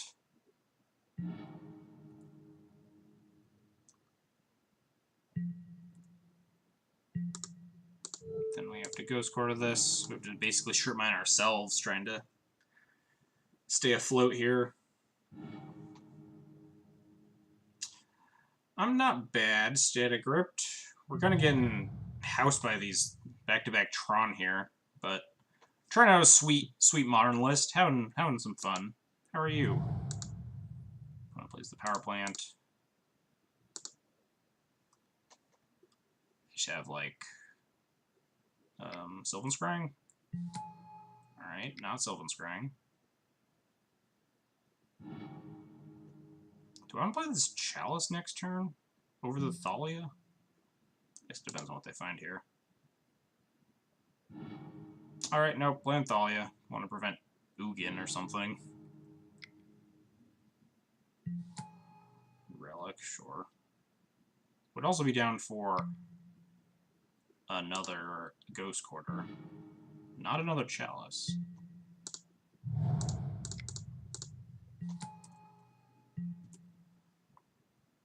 Probably just getting pounded here. Standard play this week. It's garbage. We could play Modern at the Regional Saturday. That's pretty cool. Man, I need to be practicing for Standard. There's a Team Standard RPTQ we're going to in a couple weeks. And I just haven't played any Standard at all. Opponent just going to Karn me. If they Karn me and then we draw a second Eldrazi Temple, oh, they're just going to break my world. With 1 and 6? Jeez, that's rather unfortunate. Oh, nice. Yeah, we're super dead. I've had enough. I put on mono green Tron this time, so let's see if there's anything more relevant. Probably not. Probably want just like the same cards. Except now Dismembers suddenly become bad, and Chalice of Voids are okay. Probably still want stuff like Cast Out, Stonies. Which RPG are we going to? I'm not sure. I think we're going to... There's one in, like, somewhere in Missouri. I think is the one. It's, like, next week. The 9th. But it's either that or the one in, like, Kentucky. Are the closest ones to us. And they're both, like, 5+ hours away. Playing blue-white control, which feels good. Just gotta work the mirror. Yeah, we have, my brother is a big control player. He's going to be on blue-white. I think I'm going to be on mono-red. I think we're playing blue-white, mono-red, and green Stompy, splash black. Is this just what I want to do? 3 Stonies and a Cast Out for these Dismembers? Chalice seems okay. Opponent does have a ton of 1-drops in their deck. We're going to the Minneapolis one. I think there was. My friend was talking to me about it. The third guy on our team. I think I have a tab post pulled up for it. Oh, that's Magic Online Pro Tour qualifiers. Could board in, like, Deckenstones, but that seems... Deckenstone might be better than Copter, but probably not by much. Because Copter is such a bad card with Stony, but Copter is good against some other Planeswalkers. Chalice is surprisingly good against Tron. Yeah, that's how I was feeling. It's like, it's very weird and it doesn't feel like it'd be good, but they do just have, like, 8 chromatic things and expedition maps and ancient stirrings and stuff. Turns off their, like, nature's claims or whatever. I'd like to play first. I think Arbiter is good enough on the play. On the draw, I might not keep this hand just to, like, search for... I guess on the draw I would also keep this hand because we have the Gemstone Caverns, but I think Arbiter's pretty good on the play. They do have stuff like Spatial Contortions that can kill Arbiter, but I think I'm fine. Arbiter and then slowly working up towards this Thought-Knot Seer.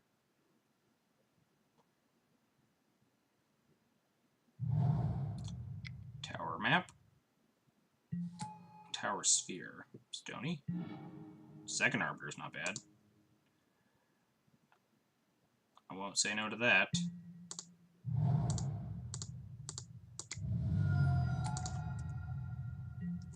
We just repeatedly slam Leonin Arbiters until our opponent throws in the towel. It's the current plan. Arbiter into Thought-Knot.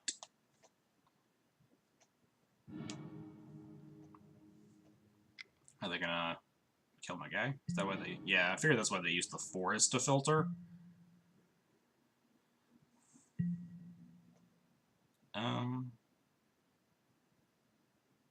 Guess we just play this other Arbiter.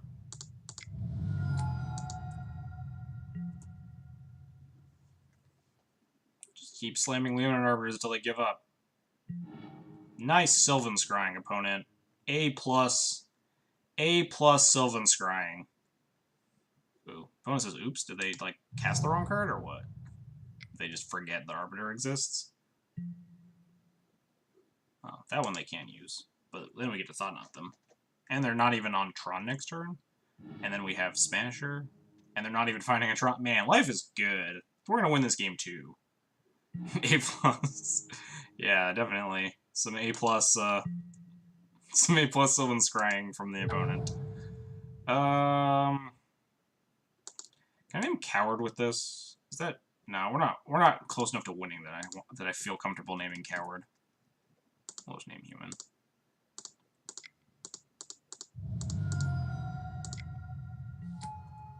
Thought-Knot you. Star Karn with 2 more towers in your hand. Or Star Sphere Karn. I guess I'll take the Star? I guess maybe I should take the Karn. Just for, like, worst case. Yeah.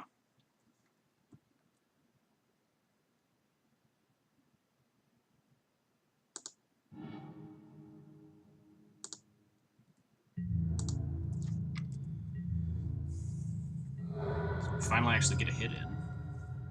Next turn they're taking 9, 10, 11.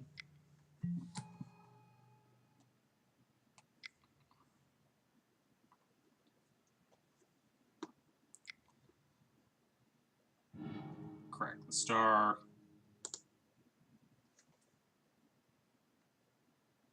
Would really like a Stony, but plays another Star. Plays a Mine. All right, they're getting there. But 2 of their cards in their hand are just more towers, so. Ooh, THC. Puts them on 1, 2, 3, 4, 5, 6, 7 lands if they find. So if I attack for 6 this turn and play this, they're at 12, and then next turn I'll have 6 plus 8. So playing Thalia Heretic Athar still puts lethal on the board next turn because of the Smasher. Attack them for 6, put them to 12, and then they're dead to THC plus Smasher, and Thalia just severely reduces their outs. It turns off, like, cantripping into, like, the 3rd Tron land plus O-Stone or whatever, since they'll only have access to 7 mana at the very most, and that doesn't let them board wipe me with anything. So I think that's the play.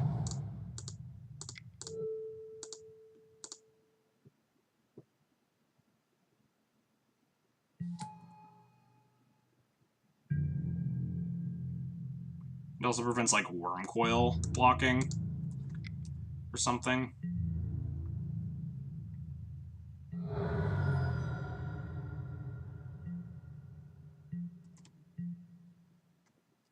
Probably not going to crack this Canopy, because I definitely want to guarantee Smashers coming down.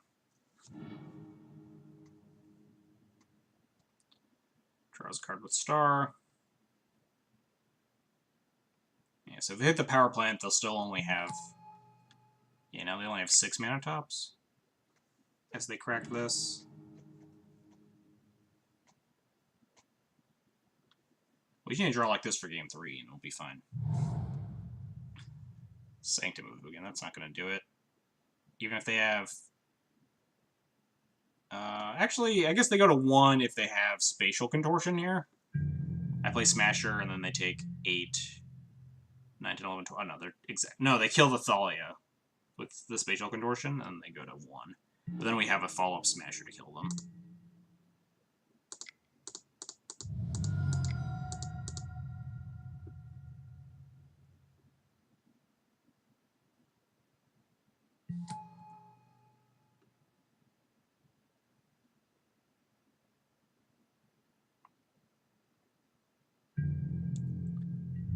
It's lethal on board unless you have... Oh, they have the contortion. They're going to 1. Alright. But they're also going to 1 when I have another Reality Smasher in my hand, so... Even if they find Tron and then O-Stone my board, they're still dead.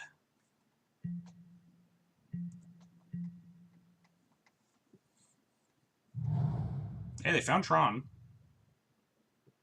Ulamog doesn't do it. 6. Wormcoil. Does Wormcoil do it? Probably not. So they block here, they go to 7, and then they're still dead. I guess I died a Spatial Contortion plus Wormcoil Engine, but... No, the last card in their hand are just 2 Urza's Towers.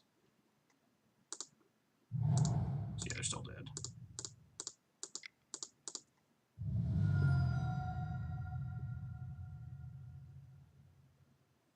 They gain life, go up to 7 here, but then I connect with, yeah, 11 damage. Alright. Sideboard. I think we're just fine. I definitely want to keep in my explosive stuff, Simian Spirit Guides, and, like, Gemstone Caverns on the draw, because I want to be able to play Leonin Arbiter, like Chalice on turn 1. Or to be in Nashville next weekend. Maybe that was it. I don't know. My opponent, or my teammate doesn't know geography, so maybe that's it. It's like, whatever. Either way, it's like 6 hours away from Central Illinois, which is where they are. Yeah, I think we're just gonna run it back like this. Close enough. Exactly. Alright, we want the nuts. This is not the nuts. If we had a colorless, or if we had like a plains, this might be the nuts, quote unquote. Because we could turn 1 Arbiter, but no lands means we're definitely shipping this. This hand just sucks. This hand is a Ghost Quarter, but nothing else. Man. We're gonna 2-3 with this deck, with this pile. This hand. Yeah, we'll just go to 4. We'll be fine. Now we just have to keep basic anything and then scry into good cards. We're in Ohio, we're gonna go to Minneapolis 13-hour car ride. It's the worst.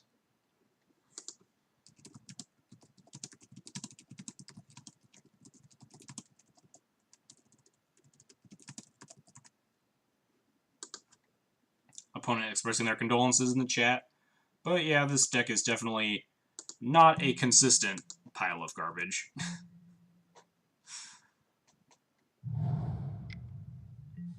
But yeah, I don't think most of our hands are going to win here.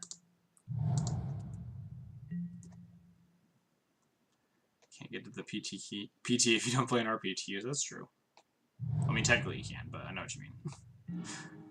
Alright, we have a chance. Unless the opponent just, like, natural Trons me, but...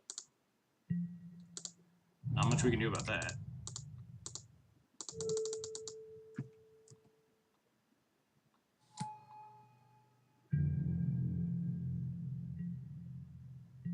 They just, like, Karn.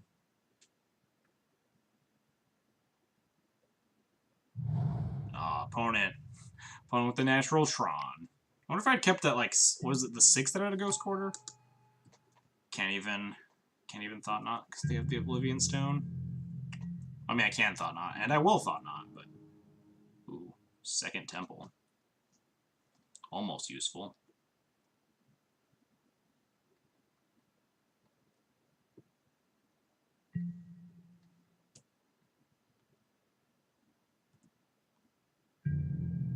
Can you tell me what you cited after this game? Opponent says, yeah, I mean, I'll tell them, but I'm not super confident.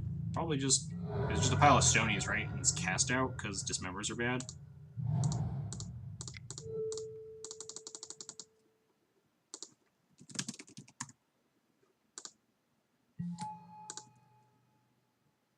They get a cantrip off of killing this, but oh jeez. Opponent has another Oblivion Stone and an Ulamog and a Power Plant. So they have, we just have to take this Ulamog. Can't beat it.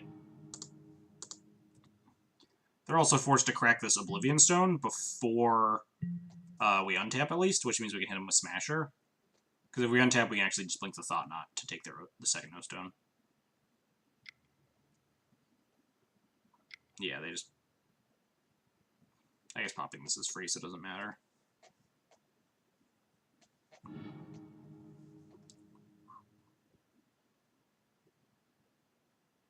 They could have just, like, also cracked the O-Stone to blow it up, but they want the green mana if they're going to, like, whatever. Ancient Stirrings, that's the name of the card. So, like, I think our best draw is, like, Ghost Quarter? Ghost Quarter them off Tron and play Smasher? Alright, never mind. They drew Map, so can't Ghost Quarter them off Tron. So now they tap. They just pay 6 mana, crack Stone, play Map. Yeah. And they still have this land drop, so they can just crack Stone, play Stone or something. Or whatever they draw. They crack... Yeah. Oh, they have a Mine, too, and a Power Plant? Play a second O-Stone. Protect it from, like, Thought Knot. That would make sense. Because they have Nature's Claim to beat a Stony Silence, too. Yep.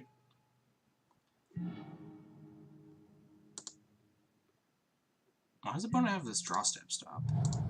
I don't think most of the stuff in their deck cares about draw steps. Punch.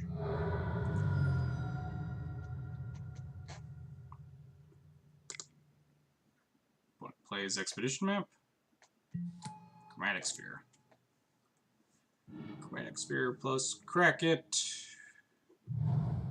Plays the Tower. Wow, they just have double of Voltron. So we should hope they just brick on any relevant spell in their entire deck. And that we start hitting a steady stream of creatures. Map, crack.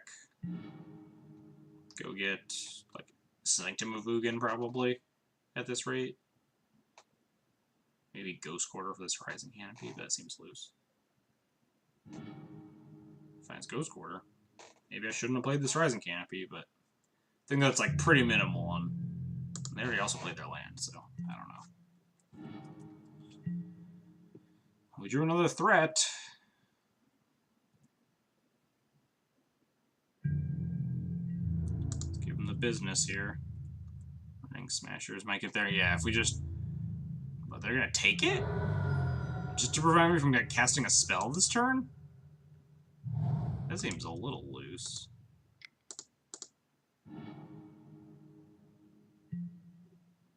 Oh, I shouldn't have played whatever other land I played this turn. Oh well. Probably doesn't matter because I can just play this next turn. Taking 5 here just to save a little bit of face seems like a very good way to die. Opponent's just, like, not activating it at all. Opponent has the Doubletron.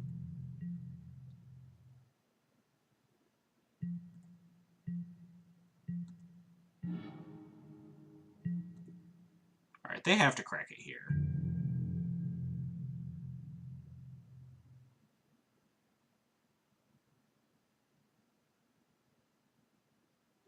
Yeah, opponent's gonna kill this Reality Smasher now. Get him!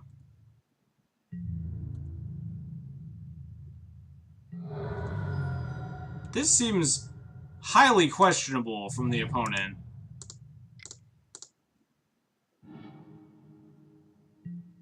Alright, yeah, we're not drawing anything. I don't know what their plan is, but this seems a little loose. They could just stall for another turn here. Ghost Quarter my Temple or whatever, sure. But now we just have lethal with this Displacer next turn. I guess not necessarily because they have Nature's Claim. They could, like, Nature's Claim their own artifact.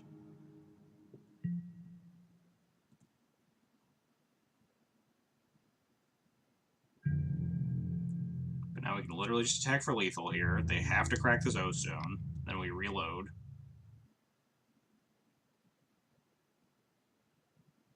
with 2 lethal attackers.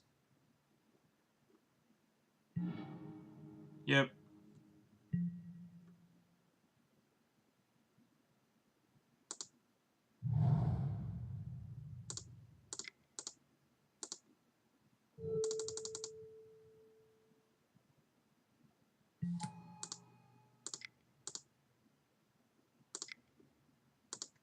I can feign Eldrazi Displacer activation with like a possible Simian Spirit Guide in my hand. Not that it's super relevant. Especially because my opponent could just Ghost Quarter me if they really cared. But, oh well, I guess they really care.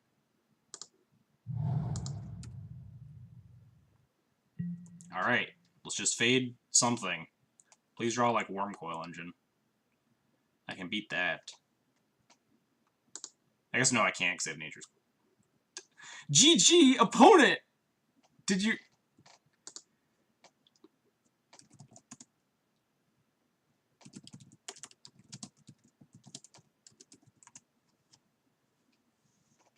Opponent just want to know if I brought in Stony?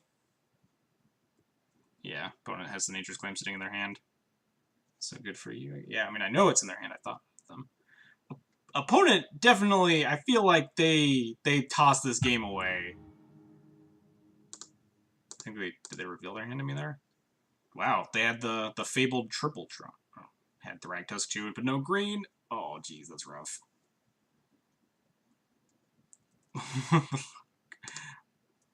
Yeah, opponent really just kind of dumpstered that game for themselves. Wait. But they could have just Ghost Quartered themselves for the green to play the Thragtusk too, right? They could have just blown up the Smasher and not taken 10 from it. They could have Ghost Quartered themselves for green, or just like fetched a forest with that map. But like they had double Tron, they had triple Tron for 2 of the Tron lands in their hand. Opponent, really, I did not deserve to win that game. That game was in the dumpster.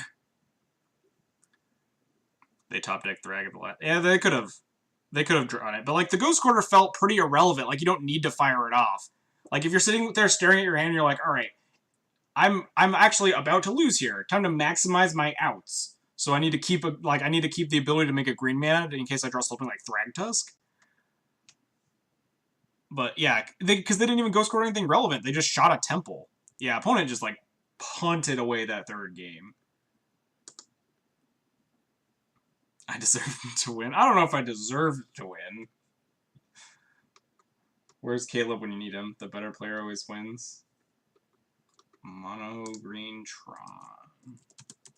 I guess like green Tron's probably safe.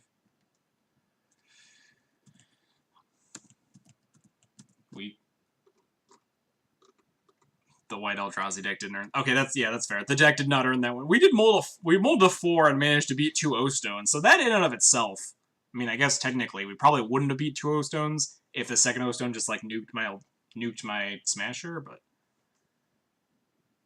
you yourself absolutely deserve it. That's a fair way of putting it. The deck did not do anything like the deck did not outperform my opponent's deck in any shape, form, or fashion. My opponent decided that they didn't want to win that game. That deck was that deck was fun though. I enjoyed it a lot more than I thought I would. Like I've played in terms of who played better. This deck was a lot of fun. I played Soldier Stompy in the past in Legacy, and it wasn't super interesting to me. Like it was kind of fun. There were definitely fun moments, but I don't know. This deck felt like maybe it's just better positioned relative to the format that it's in. Chrono Attacks with Displacer, Resto, and Thragtusk. Sounds like a spicy deck. I think I've seen something like that. Like one of my friends brewed it up. It was horribly inconsistent because I think they were also playing like blue, so it's like a 3-color with a colorless deck. But yeah, Displacer Resto, like Displacer Thragtusk and stuff, is pretty nonsense. But anyway, I kind of want to give my thoughts on this deck because this is very interesting, definitely. I can kind of see this deck rising up in response to these, like, to Jeskai Tempo and stuff. This deck feels like it probably doesn't have a super great Gen matchup, although we did, like, mull horribly game 1, and then What happened in game 2? I forget. Jund was round 1. But Smasher's a decent card against Jund, but this deck feels like it's pretty loose. You just have so many, like, dead cards, 24 land, 4 Spirit Guide. Like, your top decks are just so much worse than your opponent's. And the sideboard definitely is not tuned to play against control decks. So it's like bad Bantel Drowsy. Yeah. Oh, yeah, that deck could play Thragtusk sometimes. It was really bad, that's for sure. But the original list, I think it was Sspiderspace's list, was playing a Karn in the sideboard, which I can definitely see because this deck, when I was playing against Just Guy, or no, it was Esper, whatever, it was just nothing in the sideboard was any good. Board in, like, Cast Out because it can hit Planeswalkers and cut, like, a Dismember or something. But your main deck's pretty good against all of the control decks. Chalice of the Void is pretty nuts against these, like, Path to Exile decks, Path to Exile, Lightning Bolt, whatever. And just the ability to, like, early... We did, what? Turn 1 Chalice into turn 2 uncounterable Thalia Heretic Cathar was pretty... Into, like, turn 3 Thought-Knot Seer was pretty obscene against the control decks. This deck seems like a blast. I'm definitely going to give it a couple more whirls in the future. It made 2 in the top 32 and, like, 1 in the top 8 of the PTQ, so maybe it has some legs under it. I hope not, though, because I don't want to buy Chalice of the Void in paper. I don't want to play this deck in paper because Chalice of the Voids are expensive and I don't own them. But this deck seems sweet. I think, is Gemstone Caverns, like, ungodly expensive in paper, too? Or am I crazy? Definitely want to work out the sideboard a little bit. I'm not sure exactly what, because it's an awkward juxtaposition of your humans matchup probably sucks. You just have all these horrible humans cards in here, so you have to board in, like, Ratchet Bomb, Honor Guard, Cast Out, Worships, Deccan Stones, maybe the Celestial Purge. So yeah, you have 10 cards here. You cut, like, 4 Chalices, 3 Thalias, 3 Arbiters or something for these 10 cards. And then that makes your humans matchup palatable, but then suddenly, like, you're missing out a bunch of control things. So I can definitely see the Karn being a necessity. I think it was a Karn over a Deccan Stone. Otherwise, I'm playing 75-75. I think the second Deccan Stone was a Karn. But I could see something for the control matchup. Maybe like a Gideon. Double white didn't actually seem that hard. We're not playing that many less white sources than traditional Taxes decks. We're just playing these 3 Gemstone Caverns. And the Cavern Souls, I guess, and the Basic Waste. So we have 1, 2, 3, 4, 5, 6, 7, 9, 10, 11. Alright, maybe that's a little bit low for double white. Alright, maybe Gideon's bad. Is Elspeth Knight Errant single white or double white? Elspeth Knight Errant. Double white. Alright, so we can't play that either. Definitely kind of want to look into other grindy white card options. I don't think this is really a Shalai deck. As much as I love to jam Shalai into basically every Taxes shell in Modern, this deck definitely doesn't feel like it needs Shalais. You could go the, like, play Matter Reshapers or something as extra value pieces, but I don't know. I'm definitely going to do some thought experiments with this deck. It'd be nice to see Sspiderspace's thoughts. I'm never actually, like, seeing them stream or anything, but apparently Sspiderspace is, like, the originator of this deck. They, like, 5-0'd with it last Friday or something, or during the last Friday upload. And then I think they were also in the top 32, and someone else on a very similar list made the top 8. But yeah, this deck was awesome. Oh, I never looked at Hambone's Modern deck list. I'm sorry, Hambone, if you're out there. Or if you've left by now. But yeah, this Hambone's deck looks fine. It's just, like, pretty traditional budget rights. I'm playing against Sspiderspace right now. Are they playing the Stompy list? I hope they are. Is Sspiderspace streaming? Is Sspiderspace a streamer? I don't know who this person is. Twitch. If they're streaming, then we're gonna call it and we're gonna go host Sspiderspace and maybe talk to them about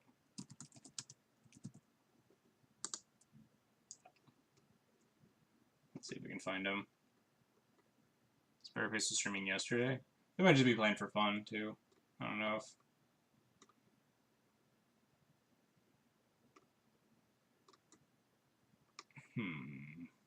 Turn 1 Lackey. Always like to see...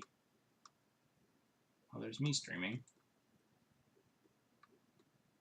I guess I should probably just control F Sspiderspace, shouldn't I? No, Sspiderspace isn't streaming! He was streaming the PTQ with delay playing this deck. Yeah, I think they ended up top 32ing. And then someone else with a very similar list top 8'd. Hey, you're on my list. Oh, hey, Sspiderspace! We were just talking about you. Host Isoka. Yeah, I should check. Yeah, we're playing this list. We did find Sspiderspace. Apparently you're playing against one of the other people in chat right now. Yeah, we're just talking about how sweet this deck list was. And kind of... Oh, yeah, if you mention it in chat. If you're playing against them, that makes sense that they'd pop in. But yeah, this deck list was really sweet. And I kind of wanted to chat about it at some point. To see if you had any thoughts about like what the weaknesses and strengths are. This is literally the first time I played it. We 3-2'd. It was a little touch and go. We definitely should have 2-3'd, but our last one was like definitely made some tactical errors. The other guy was in my chat while I was in the PTU final. Let me find this other person. I just made some changes. Oh, important magic thing. Yeah, I'll host Isoka. Isoka MTG. I love to support the legacy community. That's for sure. I'm nearly an 80% win rate since changes. Jeez. Aggressively punting more. I have the change. Yeah, I copied. I'm not playing the Karn, but that's because I didn't want to like spend 30 ticks on a Karn right now. But yeah, I think I just straight up copied your list from the PTQ, and it was pretty sweet.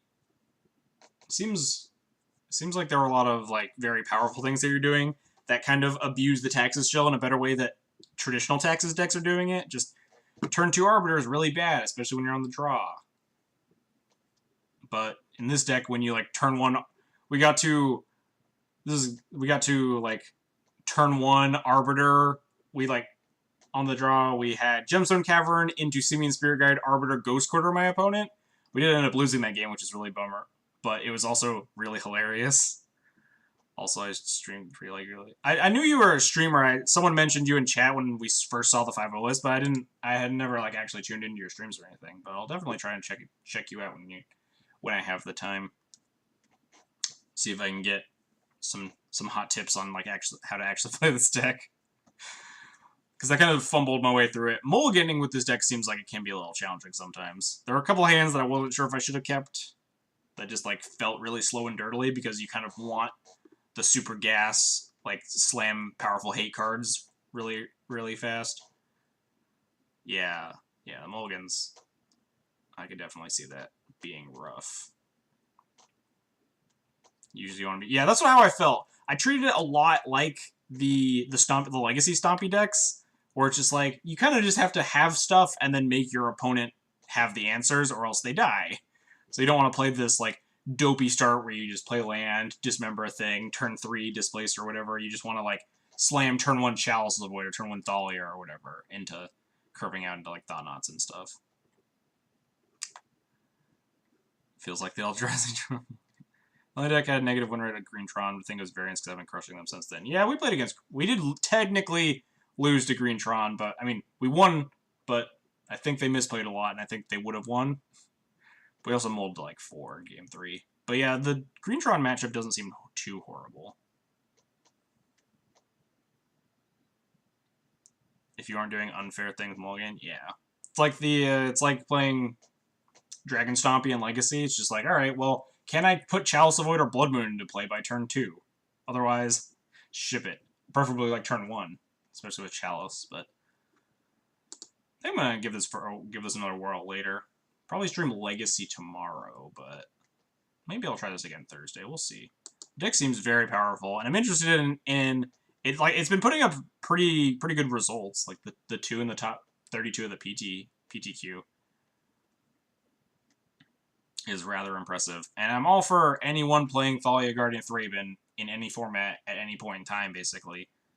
Just never hate casting Thalias. The best card in Magic. Before they got third in the challenge. Yeah. Got third in the challenge. There was like the 5-0. Yeah, the 5-0 that got published that I remember. That was on like last Friday, I think I saw. Was the first time I really saw this deck. I might have missed it in the challenge, like the challenge deck list, but definitely excited. I'm just gonna like make sure to drop you a follow right now, just so I remember in the future if you're online that I can check this out and maybe learn how to play the deck more competently. Thalia, are you calling it Thalia Stompy? Oh, that was what I was calling it. So I'm happy that I had like the right name. Thalia Stomping, the PTQ finals. Mostly play some kind of text. So yeah. All right. Like the streams turning in for the night. We usually do the one league, but I'll definitely hit you up sometimes. At some point, getting kind of poke your brain. Thalia Stompy. Yeah, that's what I was because it wasn't like Eldrazi Stompy. It wasn't like I guess Taxes Stompy or something. But yeah, Thalia Stompy's fine. I like the name. White Eldrazi Stompy and Death and Staxes. Death and Stack. I do like Death and Staxes, although you're not like really doing a bunch of Staxy things, but I kind of get the idea because you're kind of playing the unfair mana acceleration to like stacks your opponent out with stuff like Arbiter and Thalia. I do appreciate the pun. Thalia is great. That's why. Yeah, Humans is the deck that you want to play. If you want to play Thalia and win in Modern, you just can play Humans, but there's an MTG Salvation page. Oh man, there's so many things I need to do. If I just like Google MTG Salvation stable, but I was really the one working on Pro. Okay, so I can credit you when people ask me about this deck. I wasn't sure. I wanted to make sure that like you didn't have the idea from someone else, and like you have that like game of telephone where you're crediting the wrong people and stuff. But you are one of the pioneers of this deck. Thalia Stompy Modern? Maybe that'll work. Also, we got a notification. I need to get to that. Sspiderspace, thanks for the follow. I appreciate it. Death and Staxes, oh, right there. It's the name of the MTG Salvation thread. AKA Beauty and the Beast. Thalia and Thought Not Seer, Beauty and the Beast, AKA Thalia Stompy. Oh, that is not bad. I'll have to try picking this stuff up. Yeah, this deck seems sweet. Alright. Oh yeah. Wow, this deck is, at least in theory, has existed for a little while. It's the starting point in, like, February 2017. Alright, let's just skip to, like... Yeah, because they're only 14 pages, which is kind of small for an MTG Salvation primer. Sspiderspace did nice with the build of it. Oh, hey, there's you. So, sadly, this means I'm looking forward to hearing about any testing. Yeah, I'm definitely gonna run some more. Taking it to Vegas, hot. I'm sad. I'm gonna be sad if this deck is like super good or like very fun to play because I don't want to buy chalices in paper. This deck is sweet, but I don't wanna have to build it in paper. Yeah, I would need chalices in paper. Luckily, I guess they are kind of expensive on Moto. They're like $20, but pretty doable, all things considered.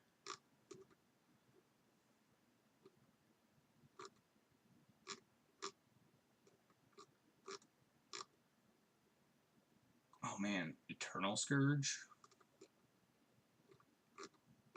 All right, I should look at this stuff on my own time. Serum powder. This is basically like, yeah. At that point, you just turn into like Eldrazi Stompy.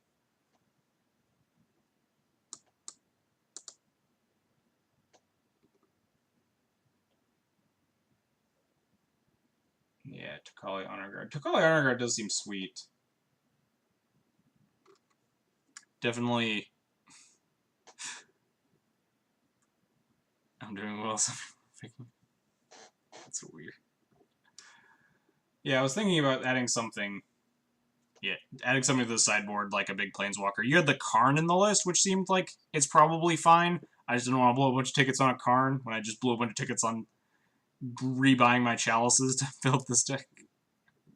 Yeah, I think I own this. I don't own gemstones. I own these. I don't own chalices. I don't think I own spirit guides, but those can't be much after the reprint.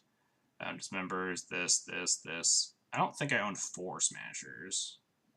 Probably also need to pick up honor guards, whatever. So Karn is there over Gideon because white can be hard. Yeah, that's what I was thinking.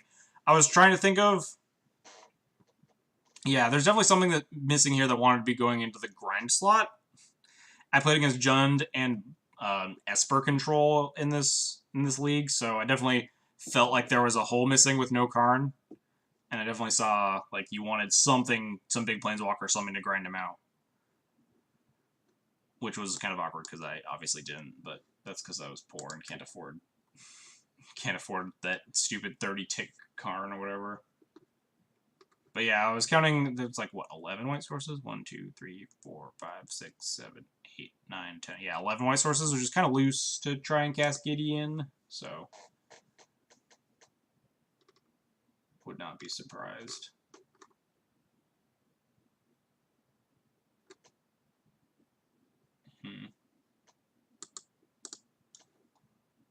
Definitely want to look into this deck more. Oh no, this is not the link I wanted. But yeah, definitely tweak the sideboard a little bit. I mean, by that, I mean go back to the normal sideboard that you had, where you actually had something for the grindier matchups. But it seems like you're fine, especially against like the blue-white-red decks. Chalice of Void is like such a hoser against the Bolt Path, or in the Esper Control deck's case, it was like against the Path Push decks. We had like Chalice of the Void into Thalia Hereticathar. Yeah, I suppose I could probably just... You could kind of get away with it getting a little loose. I guess Gemstone Cavern's a white source on the draw. Sometimes. Kind of. Yeah, Gideon could be a little awkward. Yeah, I saw Ixalan's binding the other list. I wasn't... Yeah, I wasn't sure how I felt about... Especially, like, there was one in the main. There was only one Horizon Canopy and stuff. I think I still have the list up. No, this is... Yeah. The 6th place guy had one Ixalan's binding in the main. And then another in the side, 2 deck and stones, 2 recipes, 3 honor guard, 1 purge, 1 ratchet bomb, 3 stony, 2 worship. So the deck list is exactly the same, except oh yeah, this cast out is a deck or an Ixalan's binding, and then a dismember is an Ixalan's binding, and then the mana base is different. They're playing like 4 Shepherdunes. I think that's just like was that just a budget thing? I feel like Canopy's way better than Shepherdunes, right? Nice thing about grind card is that you don't have to cast them on curve, so Gideon's probably... That's fair. That's a good point. I could definitely just play a Gideon here instead of the second. We'll cut the second deck in stone for now. Just copy Sspiderspace's exact 75. 2 Sheffet, or 4 Sheffet, 2 Canopy, because Sheffet's the dual. And that's also fair, but I think this deck is definitely not taxed on colorless.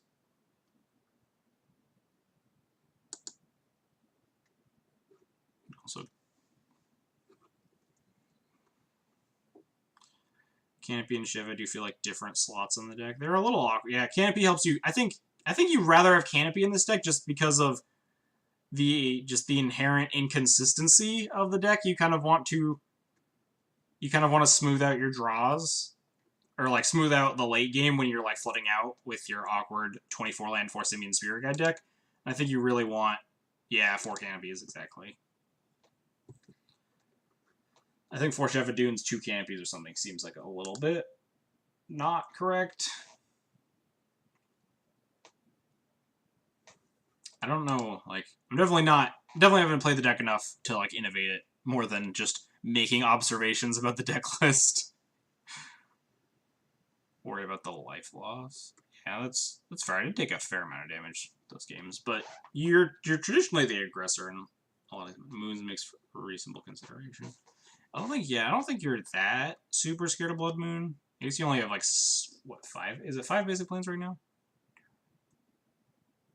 Yeah, 5 basic planes and a basic waste, which is a little bit scary. If you have Ghost Quarters and a pinch, you can Ghost Quarter yourself. But yeah, Blood Moon definitely is a reasonable consideration. I assume that's part of the reason that there's a Celestial Purge in the sideboard. Deck seems like it'd have a better Boggles matchup than ET. That's true. So you can cast Thalia with Dunes any color. It's the same as Canopy plus Chef Eater. Yeah. Yeah, because like if you're playing extra Dunes to supplement the life loss off of Canopy, you're still oftentimes having to tap these Dunes for colored mana anyway and taking the damage. Yeah. So you have stuff like Purge and Cast Out to take down moons. But if you're playing against a bunch of moons, you can obviously tweak the board a little bit.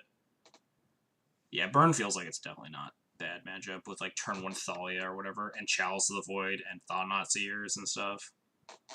Obviously, 4 Dismember 4 Canopy can be a little sad at times, but I've played enough Thought-Knot Seers against Burn to know that it's a very hard card for them to beat.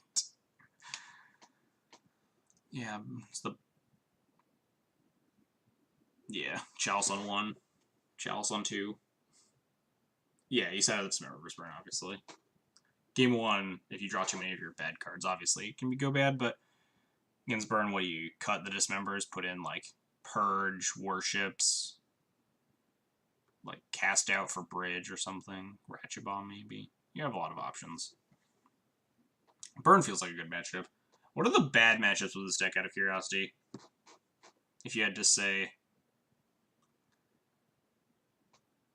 Like, I feel like Humans Game 1 is probably dicey. That's why there's, like, a pile of stuff that's good against humans in the sideboard, right? 3 to Kotley. I'm never going to get this right on the first try. To Kotley Honor Guards, because, like, all your 2-drops just suck. And all your Chalices suck against humans. Yeah, Humans and Affinity Game 1 could be hard. That makes sense. I mean, Affinity's hard. Game 1 is hard for, like, every deck that isn't Jeskai or something.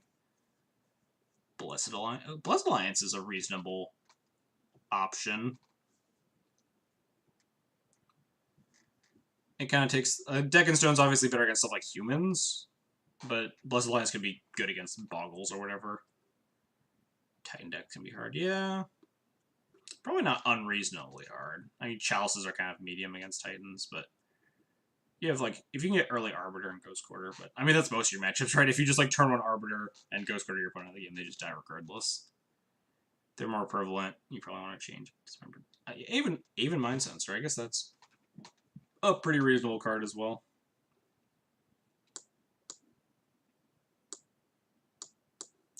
Do you bring in Tocatli against Primetime decks? Kind of interferes with your Thought-Knot, but might be reasonable. Does just die to a bolt, but obviously if you have the Tocatli and the Thought-Knot, it's easier to play around your own cards.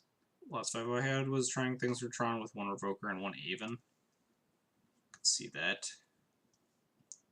I imagine the Storm matchup's really good with this deck, right?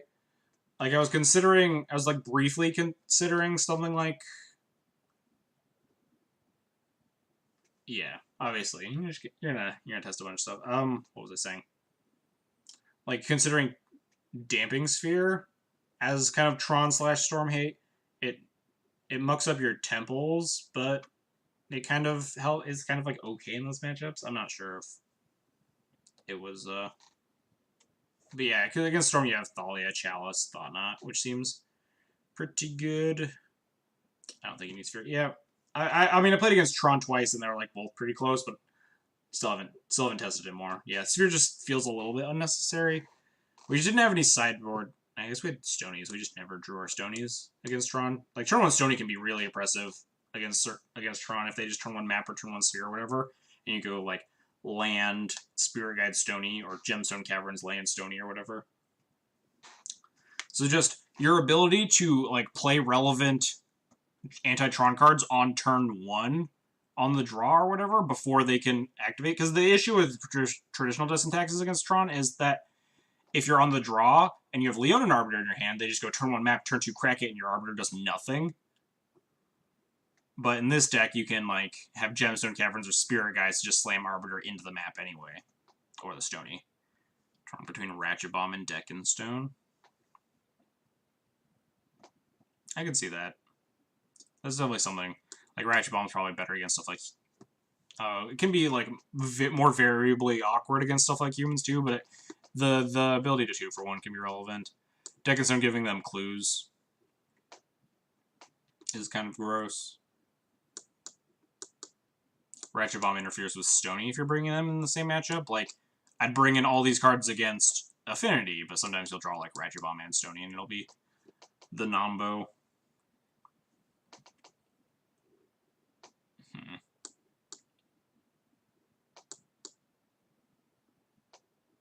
This deck seems sweet, though.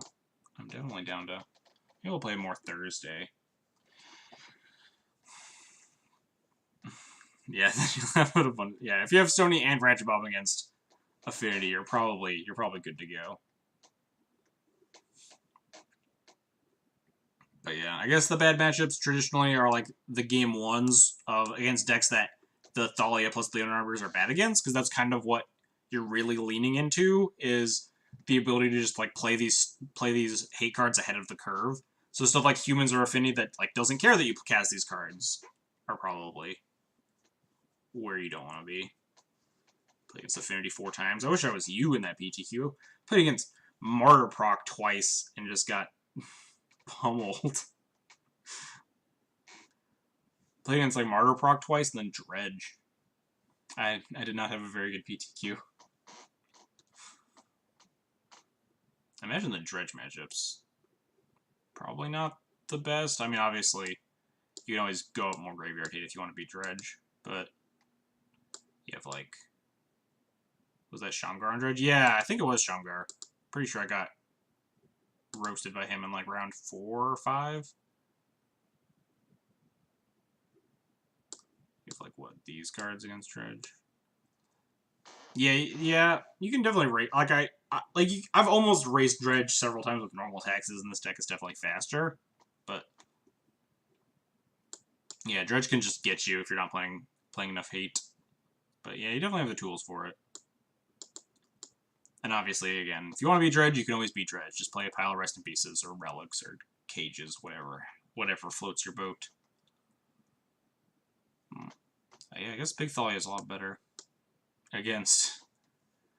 Helps that they can't block with Stinkweed Imps or whatever when they cast them, or Narcomoebas, or Sideboard Settle. Double, like, the issue is that the double white, right? And that you don't necessarily need it. I think that's why that's why there's Warships over Settle the Wreckage, right? Is because the single white and the ability to kind of hose certain other decks. How many decks is this?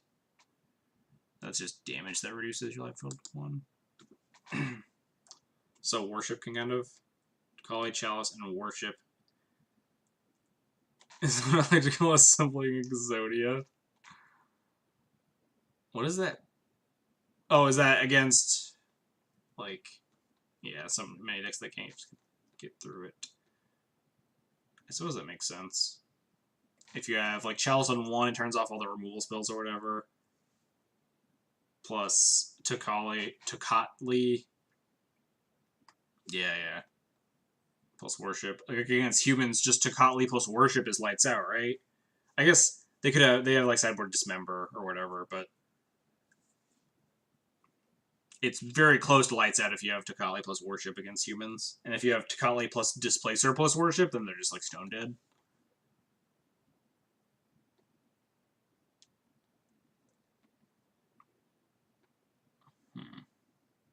Yeah, I can definitely see Worship, because you could definitely lose games to certain decks that like Worship, or that like you play Settle the Wreckage. Like we lost against Hollow One, where we settled the Wreckage them and got like a Phoenix and a Hollow One, and it was really sweet.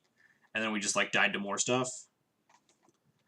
Whereas we can just kind of lock a deck like that out with Worship because they typically aren't going to be able to kill all of our creatures. Literally watch Green White Coco mill itself with the combo. Yeah, if you have, I guess if you have a Chalice on 1 to beat Path, and then like Honor Guard plus Worship or whatever, then they just can't win.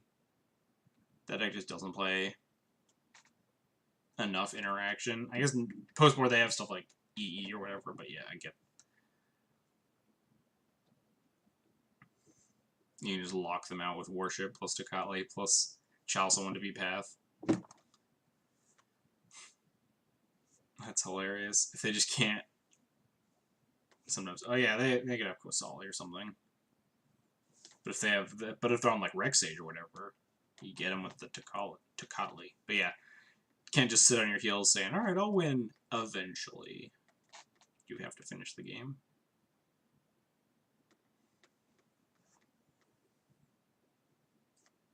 This deck seems. I need to actually wrap up the stream, don't I? I've just been sitting here chatting.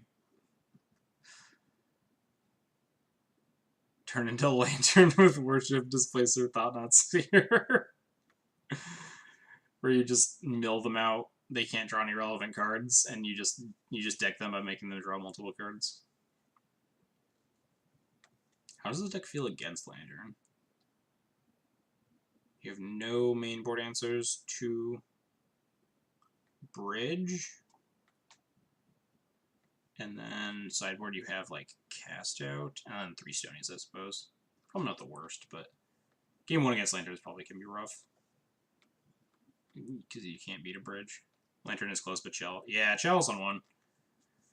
There are a lot of a surprising amount of matchups that Chalice is good against. I was kind of pretty on Chalice in Modern when I was looking at this list. Like, there's just much more variable mana costs. I'm used to Chalice in Legacy being a super hoser, but yeah, imagine Bridge decks could get a little scary for this. And you can kind of win. I guess you can kind of win through a Bridge with like Thought-Knot Displacer. You eventually mill them out. But then they have Pithing Needle, whatever. They Pithing Needle your Displacer. Then you're dead. But yeah, you can slow them down with Thalia, Arbiter, Ghost Quarter, and whatnot. Yeah, Thought-Knot Displacer. I've been there where you like Thought-Knot Displacer them, and then you stack it so that you Thought Seize them, and then they draw the card and whatever. Yeah, Blink TKS. I'm familiar enough with Displacer Thought-Knot interactions. I played Eldrazi Texas for a long time, so it's not. But it was always a scary matchup, and that was with 4 Flicker Wisps in my deck. So I imagine with not having 4 Flicker Wisps in my deck, it can get a little dicey. But you do have stuff like Chalice, which I imagine is pretty strong against Lantern. Anyhow, I didn't see that line in round 8 of a GP playing for 7-1. Oh, yeah, that's a bummer. I hate those where you see the line after, where you conceded a match that you might have been able to win or definitely able to win. All right, let's wrap this stream up. All right, looks like Isoka is still playing. Are they playing Miracles? No, they're playing like Stoneblade. Oh yeah, it says Legacy Blade in there. Stream title. Thanks for trying it. I'm glad I found you. Thanks for coming, letting me know a little bit about the deck. I'll definitely try and catch you on stream sometime. See if I can learn a thing or two. This is playing my first league was a little shaky at times. We played our first match was against Jund and we just like 0-2'd not close. But we also mulled to 4 game 1 or something, and then game 2 was kind of close, but I forget exactly what happened. But anyway, deck was sweet. Definitely take it for more test drives. I'm hoping it's sweet. According to what you're saying, the deck is like secretly insane. Like 80% win rate or whatever after you made the changes. It's like pretty nonsense. Anyhow,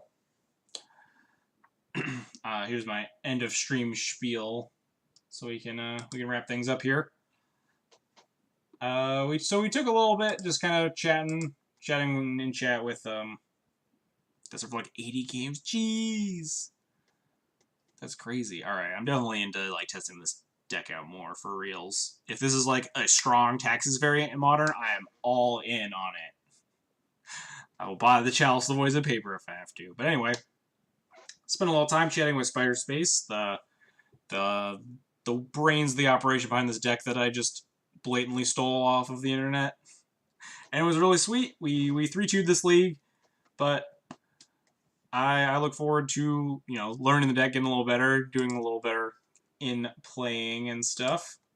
So, if you like the content, you want to see more of the stream in the future, you can hit the follow button. It costs you nothing and helps you find my stuff, helps you know when I'm going live, helps other people find my channel, all that nonsense. If you really want to support the stream, you can subscribe or donate. Subscriptions get you the sweet Thalia emote that's like sitting on the sideboard usually. Yeah, sweet Thalia emote. Donations, if you want to see a certain deck list, a certain format, a certain card played in a deck list, just let me know. I'll be sure to test out whatever nonsense you want me to stick in a Death and Taxes list. I know people have suggested like Hero of Blade Hold and stuff, but whatever floats your boat. I think tomorrow's going to be Legacy Day. We're probably just going to play normal mono white Taxes. Let's... If this is the list I'm playing, yeah. Probably just going to go back to traditional mono white nonsense. And then Thursday we're probably going to play... I should probably choose the name Thalia Stompy. I named it Taxes Stompy, but basically the same thing. Anyhow, we're probably going to play this. If you're into this deck, then come hang out in the stream and whatnot. We're going to be hosting this person playing Legacy Stoneblade, Isoka MTG. So I will catch you guys all tomorrow for some Legacy Taxes. Thanks, Sspiderspace, for dropping in. Hope to catch you in your stream sometime. This deck is sweet. I'm looking forward to testing it more. So I'll catch you guys all later.